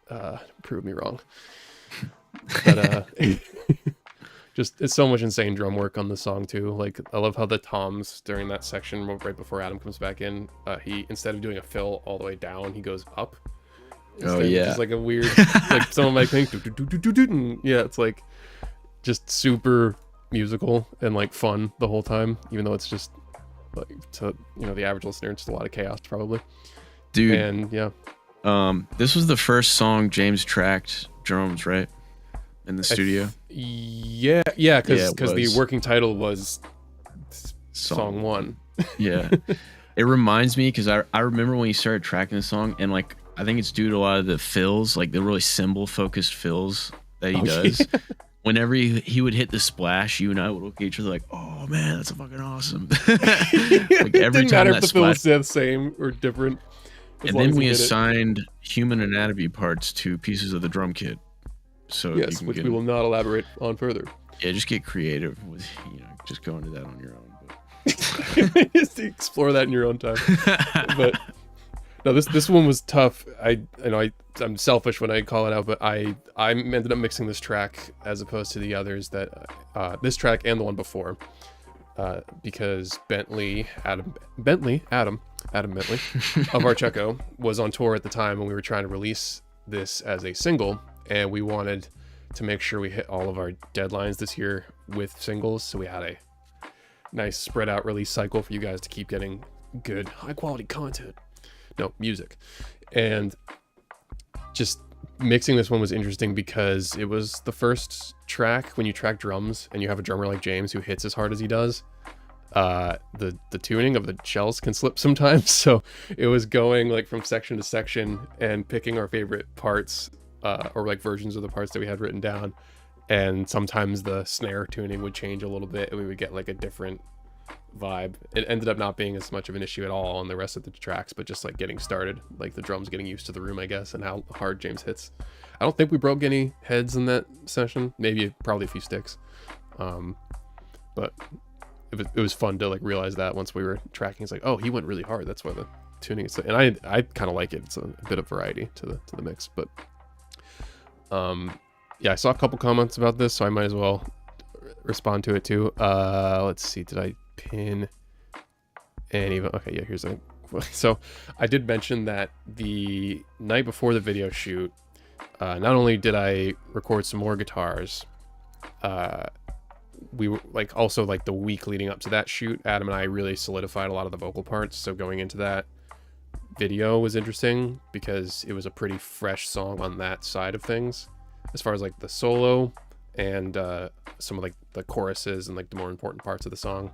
And I think we still ended up like with some of these other songs changing a couple of the lyrics here and there after the shoot. And we've somewhat learned our lesson, or we figured out what we can and can't do, and we can be flexible next time when we do videos too. But in case anyone was wondering, not everything is always figured out before we do a video. We just want to make the best use of that time and get the videos done as quickly as possible and as high quality as possible. So that was a fun thing. But yeah, that acoustic section, just to talk about vocals again for a second, the first half not having vocals was yet another, I think we mentioned this a couple times, yet another section we went back and forth on whether or not there should be vocals there. And then finally that kind of more busy acoustic line was filled in like the night or maybe 2 nights before, just to have something to be sure I was going to play instead of vocals, and ended up just going with it. And yet another example of like, just go with your gut, and for the most part it's going to be okay. And we'll try to do that more on new songs. But yeah, really happy with how the vocals came about. And I think we're getting a question about, yes, yet again, what is this song about? Let's see. There we go. Adam, now that I've waxed poetic. Yeah, we talked about this earlier with Pure, because there are some connections between those two songs, whereas Pure is more of like getting anxious about physical ailments and things going on with your body. This one is more of, I don't know, keeping yourself clear in the head. Yeah. And a lot of it was inspired by, we mentioned this on the last stream on the album release day, but like a lot of the frustrations that can come with writing this music, and headaches, and even like, you know, arguments within the band. I mean, everything's good and all of that, but like, it's not just rainbows and sunshine all the time with a lot of this music.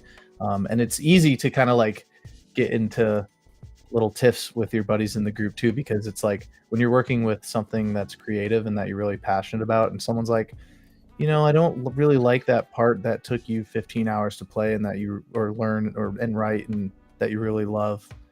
Like, that's really hard to have to say to someone, and then also really hard to like be on the receiving end as well.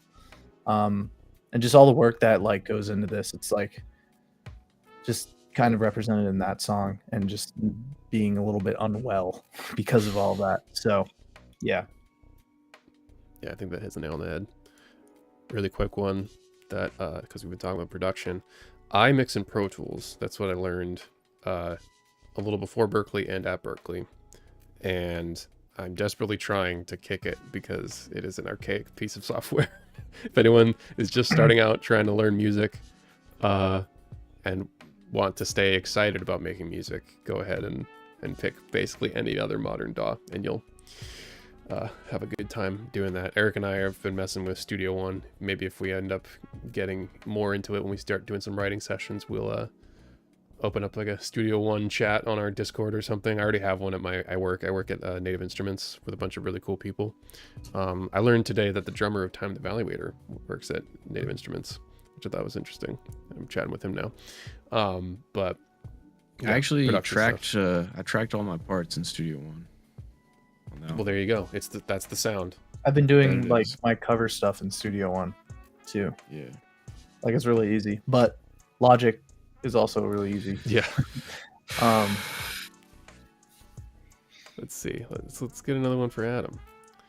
Obviously, your voice is already good, but did you take any lessons before this album, or like maybe this album specifically she's talking about? Yeah, I mean, I started good. like singing seriously, I guess, when I was like 16 or 17. Started taking lessons with a buddy of mine. We both started going to the same person because we were in a band in high school together that we started. And then I found there was a local music school. We're in Massachusetts, so we're like close to Berklee College of Music, and there was a Berklee vocal professor at like doing like weekend things at this local music school. And so I started going to him and got interested in Berklee, then kept doing lessons. And yeah, honestly, I haven't taken a vocal lesson since probably 2015, like when I was in school. I like watching YouTubers, like specifically Chris Liepe. He's like the bald dude that really like goes in on his lessons online.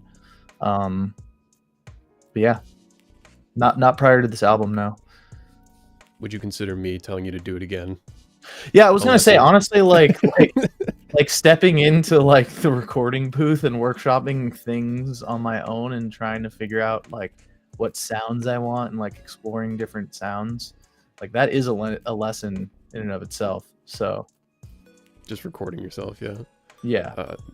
This one's kind of like an obvious like sure maybe, but if you guys don't get a tour anytime soon, is there any consideration to do a live stream show? I know I have a lot of thoughts about it. I think I've mentioned it to you guys. Like, would that be something you're interested in? Or I think getting together for like a week and just doing like setting up somewhere and recording live takes, like having Brian come out and just run around and we just have it going to a feed or something would be kind of cool. But yeah, I have a selfish goal of getting some like other instrumentalists on there too if we were to get together, like add some layering, but time and budget. Basically, sure. That would be really cool. I don't know what would happen this year. We're kind of going hard on a couple of things, just getting our name out there a bit more with digital marketing, because we're a brand and a business that makes music. Let's see what else we got here.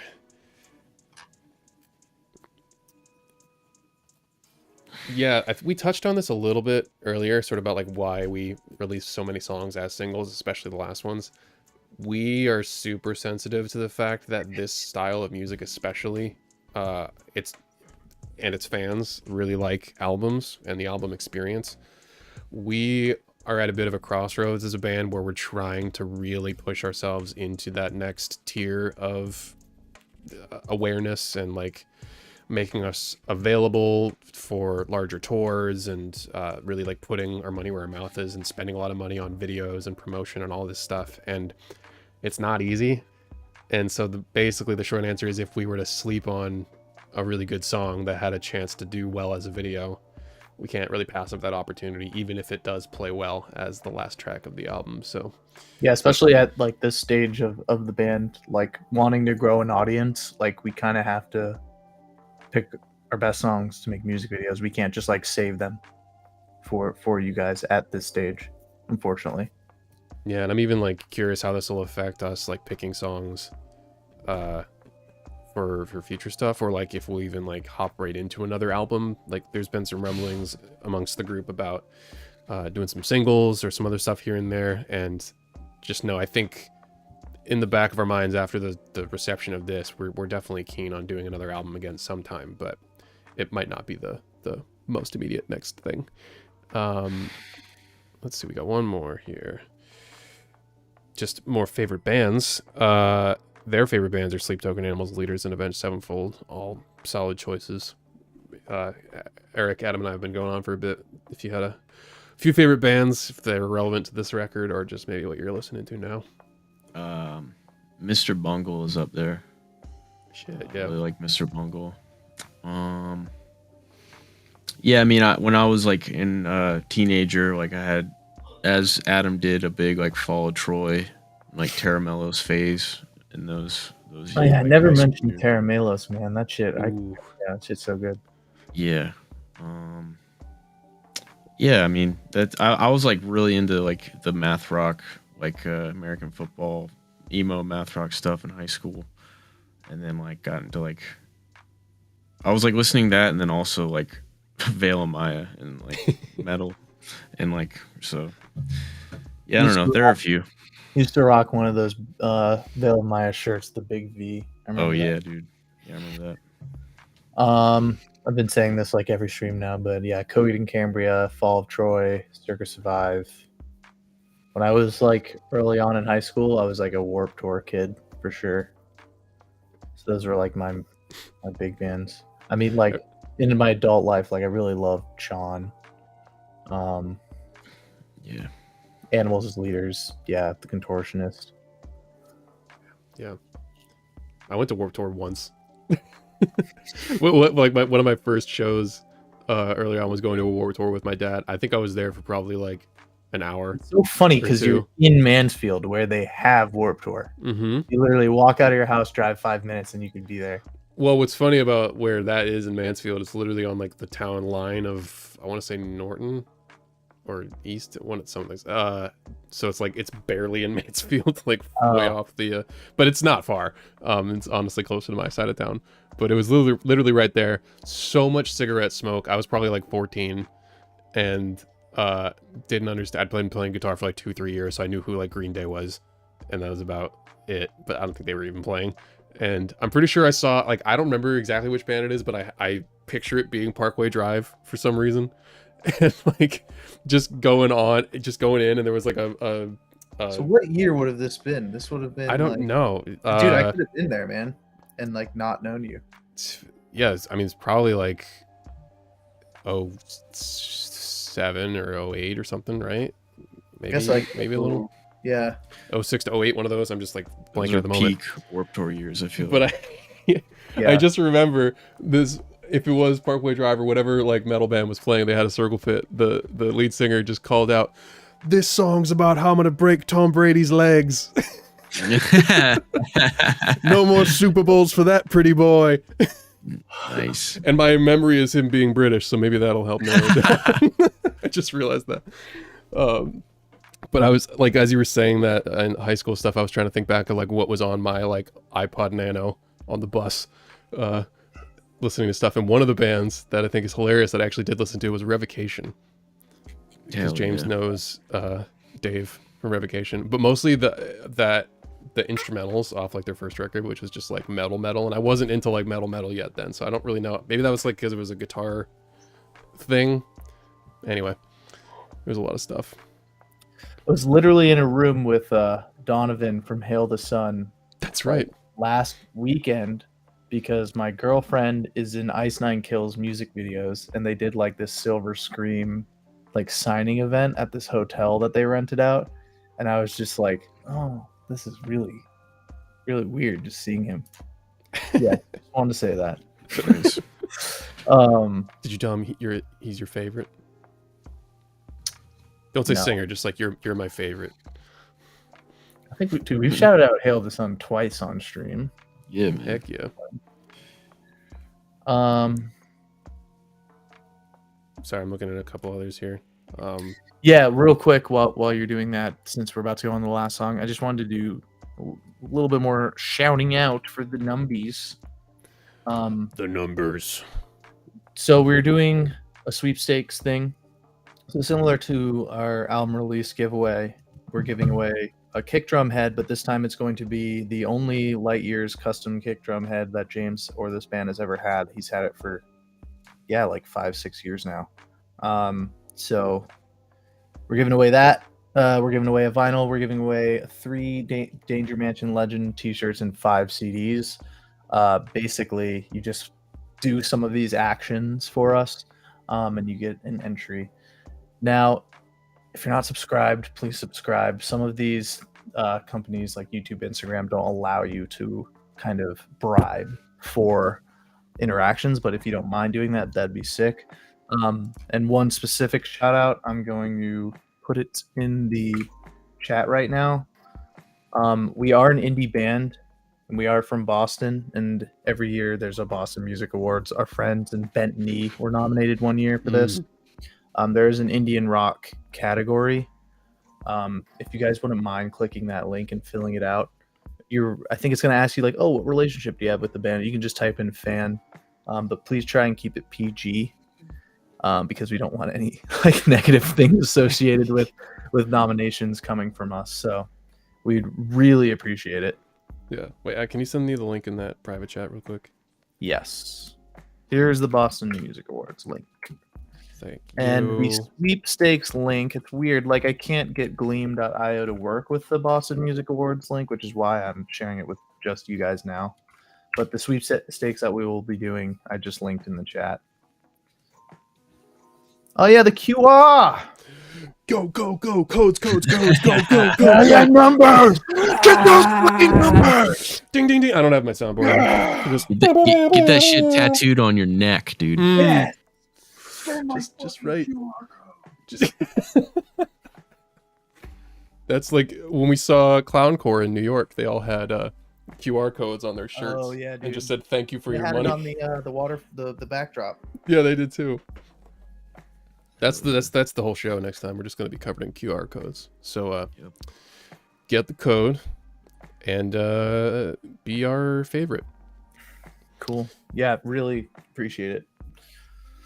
But shall we move With on? that said, we have one more song. Which, by the way, as we go into this last song, I think this will still go up. But remember that tomorrow, Eric and I will be hanging out on Twitch once again, same time, 5 p.m. Eastern, for the first of many producer sessions. We're going to go behind the tracks, give you a little sneak peek of what's happening in the producer packs, which we also have available on our site.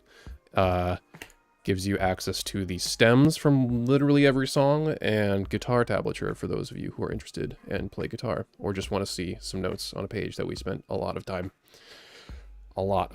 putting together for you. So yeah, come through. We'll answer some questions about like other production stuff. I have like stems too that are like before the mix and after the mix. That's interesting to me as a person who's learning how to make music to be released. So Speaking of that, that's cool Sam, too. just to add on, I think we didn't post about this formally, but people in the Discord really like the limited safe house teas that we had drop a while ago, and some people didn't get them, so we put them back up on Bandcamp and our site. Right? Pretty sure. Yes, sir. So in case like none of the shirts have like you've been interested in none of them, then there's 2 more up there now that we will reprint for y'all. So just saying. Yeah, we really liked them, and we're happy and excited about this album. So you get to benefit from our excitement because they're back. They're back. Bye. Go.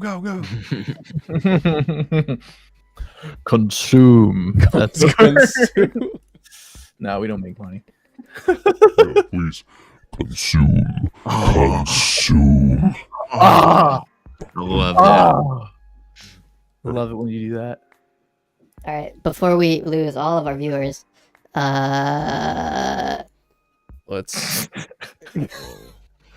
go ahead and give you guys one more song.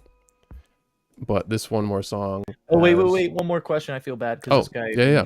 Yeah. Oh, wait, no, it's Kevin Duffy. We've answered some of your questions. Kevin, can you answer this one? Nice. Sorry. I think like the big older band that I like to listen to is probably Zeppelin, just because Robert Plant's voice was like different, like very different. I just loved his Everybody in that band's a fucking champion, dude. Yeah, so that would be like my pick for older influence. Hell yeah. I saw Jimmy Page once from like across the room because he played the commencement, or didn't play it, excuse me. He watched the commencement at Berkeley. And but no, my biggest band I would put up there, because my dad does listen to music that influences me, would be Queen. I think that's probably one of the bands for like to equate some of the vocal stuff we do. Right. I think just my like neurotic obsession with harmony is mostly why, like, and like recording and like seeing how many layers we can add to stuff is mostly that, but very much Queen, because I have such a vivid memory of like falling asleep while my dad was driving at night and he was playing Bohemian Rhapsody and like just like absorbing what that song was, and it was like this weird transcendent experience. That and like the Prophet song, where it's like all vocals and like effects and stuff, and just him being insane on tape. Like the antithesis of what we have access to nowadays, just layers above layers and as many takes as we want. Yeah. So good. Okay. I'm a big Genesis fan too. I had to put that one in there. Oh yeah. Peter Gabriel's and Phil Collins solo stuff. I fucking love that shit. Yo, Eric, did you see we're in an Italian prog magazine with Genesis now? Oh, really? Yeah. And Stephen Wilson, who's the new GOAT. Hell yeah. Some nice words. I think your face is in a picture or two. Excellent. I love Italy, and I love their toilets too. So yeah, you guys have really nice toilets. Yeah, you guys have great toilets. Italians in the chat. Well, real quick, while we're listening to this song, make sure if you've been with us this whole time or if you're just tuning in, let us know where you're from, because that is something we're curious about when we're streaming, is if it's like, negative 8 a.m. where you are or something, or like you're on a different planet. Like, this is a terrible time because none of our fans live in the East Coast where we are, let us know, and we'll get it on for you. All right, let's let us know in the chat, and we will hop into this little tune called. Oh,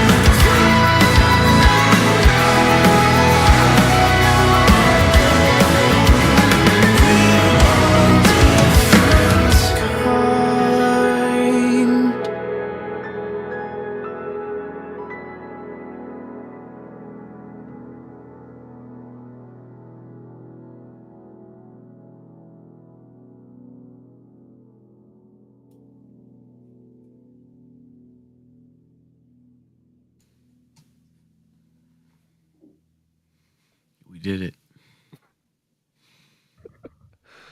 Forget how long we We let that did one it. fade out. Yeesh. Another guys. album listen under the belt, guys. You did it. Yeah, bro. I'm like, if you were here for both, you're fucking awesome. Because it's a lot to get through.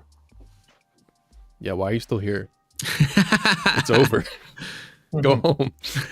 We got a quick question. What was your favorite or funniest memory from the making of Blink? Either recording the video, the song. I was trying to do some dance moves, but Adam had some good dance takes. At Oh, you know what it was? I was doing Orange Justice. If you're familiar with Fortnite, I was getting Werner and Eric and Sam to laugh because in the studio in the Infinity Room that we were in, you could set up a speaker system and like in between takes or when we had time to just like hang out, there'd be like background music or whatever. And I was just doing this dance move, making everyone No, it was laugh. to the song, and it was while I was rolling, but that's okay. It was? Yeah. Orange Justice to Blink?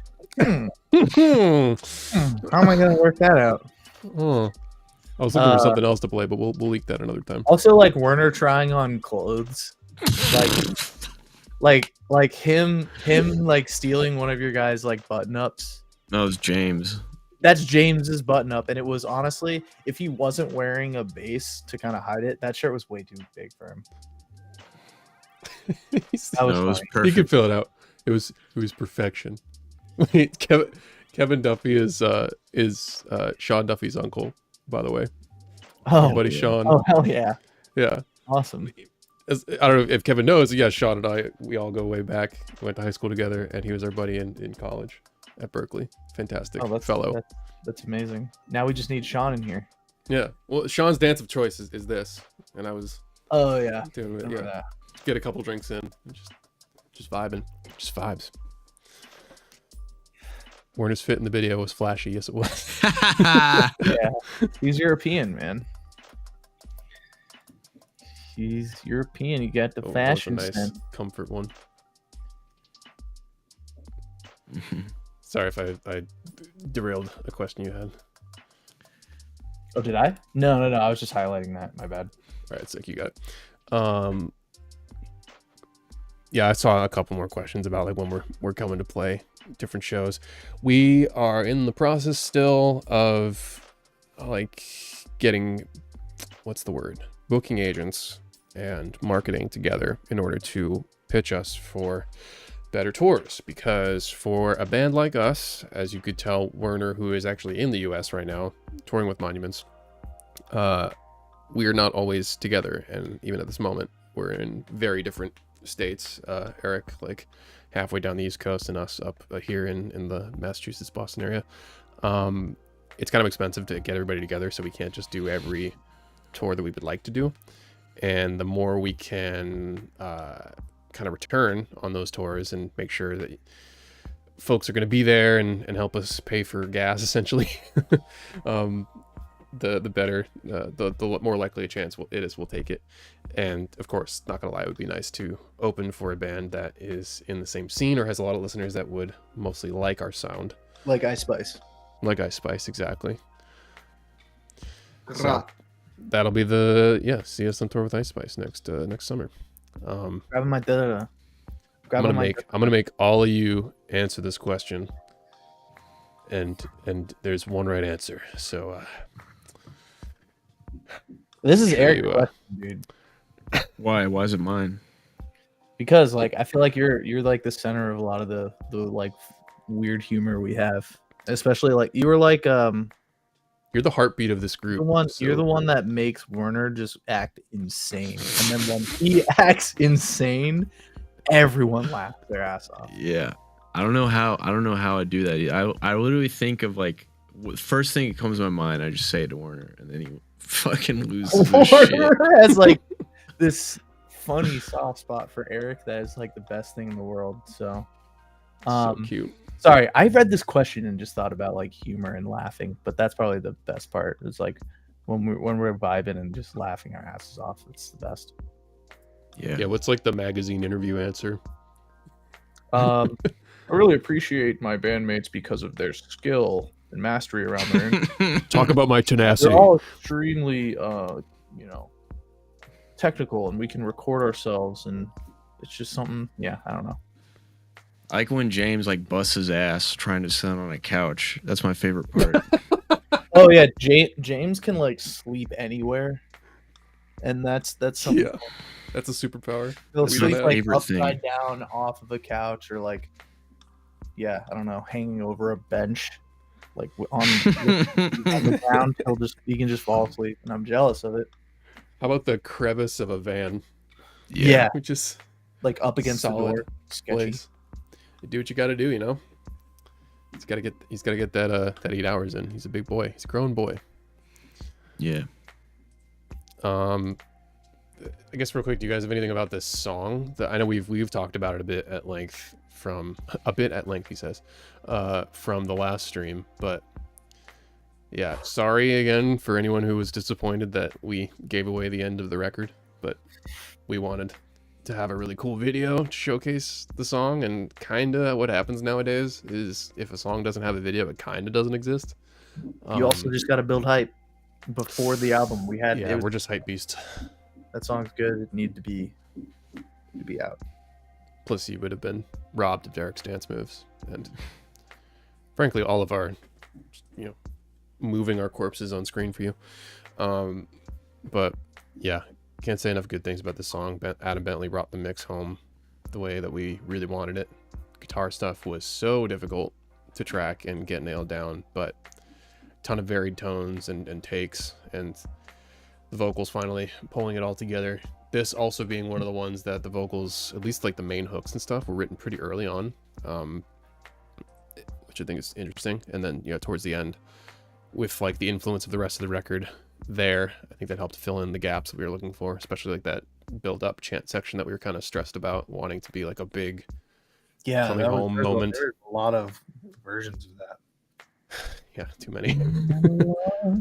Yeah. And now it's connection to the intro of the album. If you guys haven't picked up on that, which means if you haven't, go listen to it again. Give us those streams. Get those numbers up. Let's go. Bye.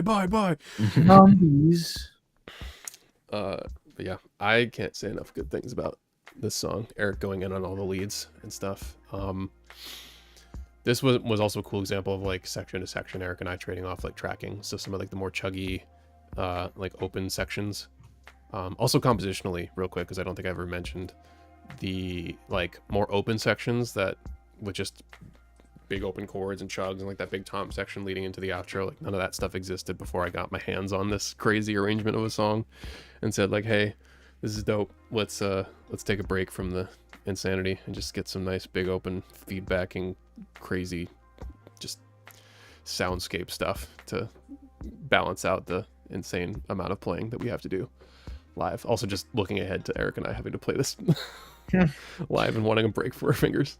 And Yeah, forgot him. all this really sick like growly palm mutes are Sam, and those sound awesome, especially like the tom groove towards the end. It's like balancing these really aggressive like gnarly fucking chugs with this like really pretty harmony and like these layers. So yeah, and then Adam's vocals, you know, like yeah, that part's sick as fuck. But I remember tracking all that feedback stuff too. If you're listening in the layers. oh yeah, like, dude. We actually did that with the cab that I'm using as like a desk in the back of my room with just my guitar there, and Eric was like pushing my like gain settings to like front the amp a certain way so it would like gain. I think that's the one thing from the Quad Cortex that actually made it onto this album. It was all neural DSP plugins other than that. But I'm going on about all of this, but one last real quick one was the in that outro section with all those chugs, just the gong gong gong like stuff. You had your moment when you figured out the safe house riff and all that stuff, and when I was working on tracking this riff finally, it's really subtle, but it's that dong gong gong. It's like that like kind of punctuated like octave thing. Once I like tried that idea and got it double tracked and put it in, I was like, fuck yeah, that's so cool. Hell yeah. Just like this like more like even more climactic that I didn't think it could get more climactic as a song or an album closer. Because I saw a lot of buzz in the past couple of days. Buzz, that was the working title. About this song being the last track when it should have been Coma. Everyone's like, it should have been Coma. And in some world that totally would have worked, but I think it's really cool that we had this like uplifting / sad / kind of literally everything melting pot kind of a song to close it out versus the like kind of more obvious serious song, I guess. That's all I have to say about that.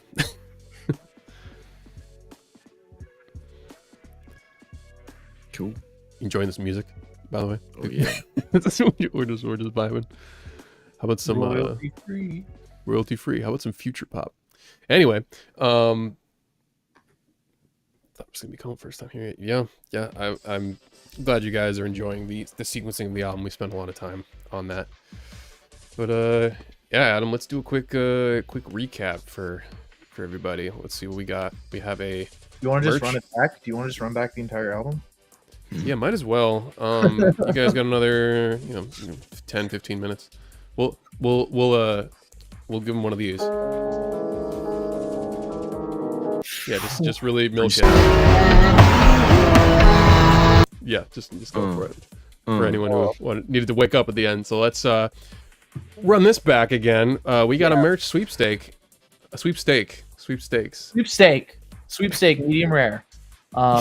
I want to go back. We're giving away, similar to our album release stream, we're giving away the Light Years custom kick drum head. James ordered it years ago for a Light tour. years ago For a tour or something. I don't remember why he got it. I think he just wanted it. But it's a custom kick drum head that he's willing to give away for marketing purposes, of course, because to enter this sweepstakes, you need to do a couple of actions on social media and YouTube and join our mailing list and stuff. We don't spam. Like, we might send you an email once a month. Maybe. Not even. Please read it. But yes, there are some other things on there that you can do. You can follow us on Spotify, Twitch, etc., etc. If you're not already subscribed to YouTube, please do it. Because what's the phrase of the day, chat? We need the numbies. The numbies.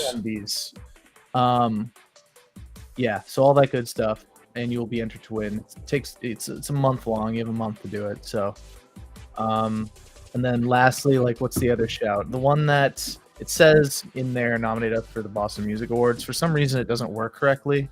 But if you guys are kind enough to just fill out this link, that would be incredible. If you could keep it PG and just, yeah, it'd be huge. And then what's the other thing, Sam, that we were saying? We have new T-shirts. Well, reprinted T-shirts, the Safe House tees. So not a lot of people have these. There was a limited run that we did, but people like really missed out, I guess, and wanted them. So we've put them back up in case you're interested. But yeah. Oh, the last big shout, which is you should use the reverb effect for, is tomorrow's stream. To remind everyone about that. Yes. Come to the stream. Sam and Eric are going to be online to kind of like unpack some stems and talk about guitars and whatnot. And it's pretty cool because they're going to be isolated. For those of you who aren't purchasing the producer packs, they're going to be isolating, individual tracks from this behemoth of an album, and you can hear cool things. I don't know. It's like listening to Michael Jackson a cappella on YouTube. Yeah, and if you're the vocals, I think it's always pretty neat.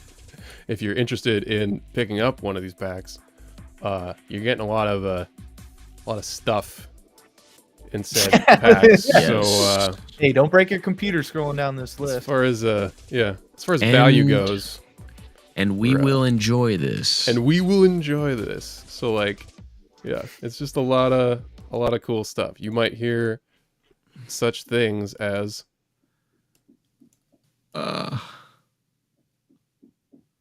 we can't hear it, Sam. Except it doesn't work because it's a secret.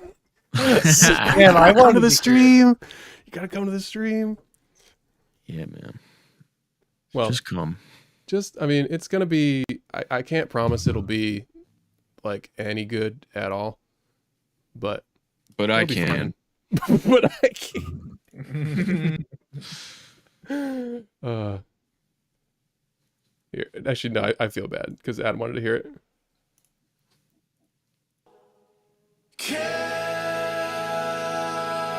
Gosh. Damn. You're asking for too much while living in mud. I reach for the gun. Give me that Yeah. low octave that you put in there. Well, that's the thing. It's what's funny is it's a lot more subdued on this record. The freshest air we say we need inhaled.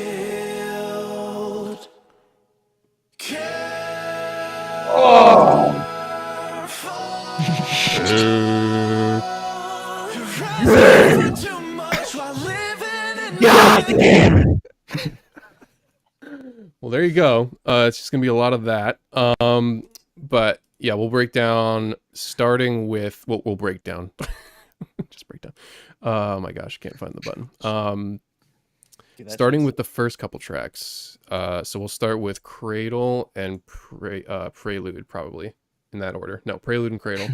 And then yeah, just come hang with us weekly for the next few weeks, and we'll spend a time focusing on a song at a time, because there's a lot to unpack in each one, and we don't want to blow your brains out. We've been going for 3 hours already here, so if you're still here, like, you know, you're the real ones, for real.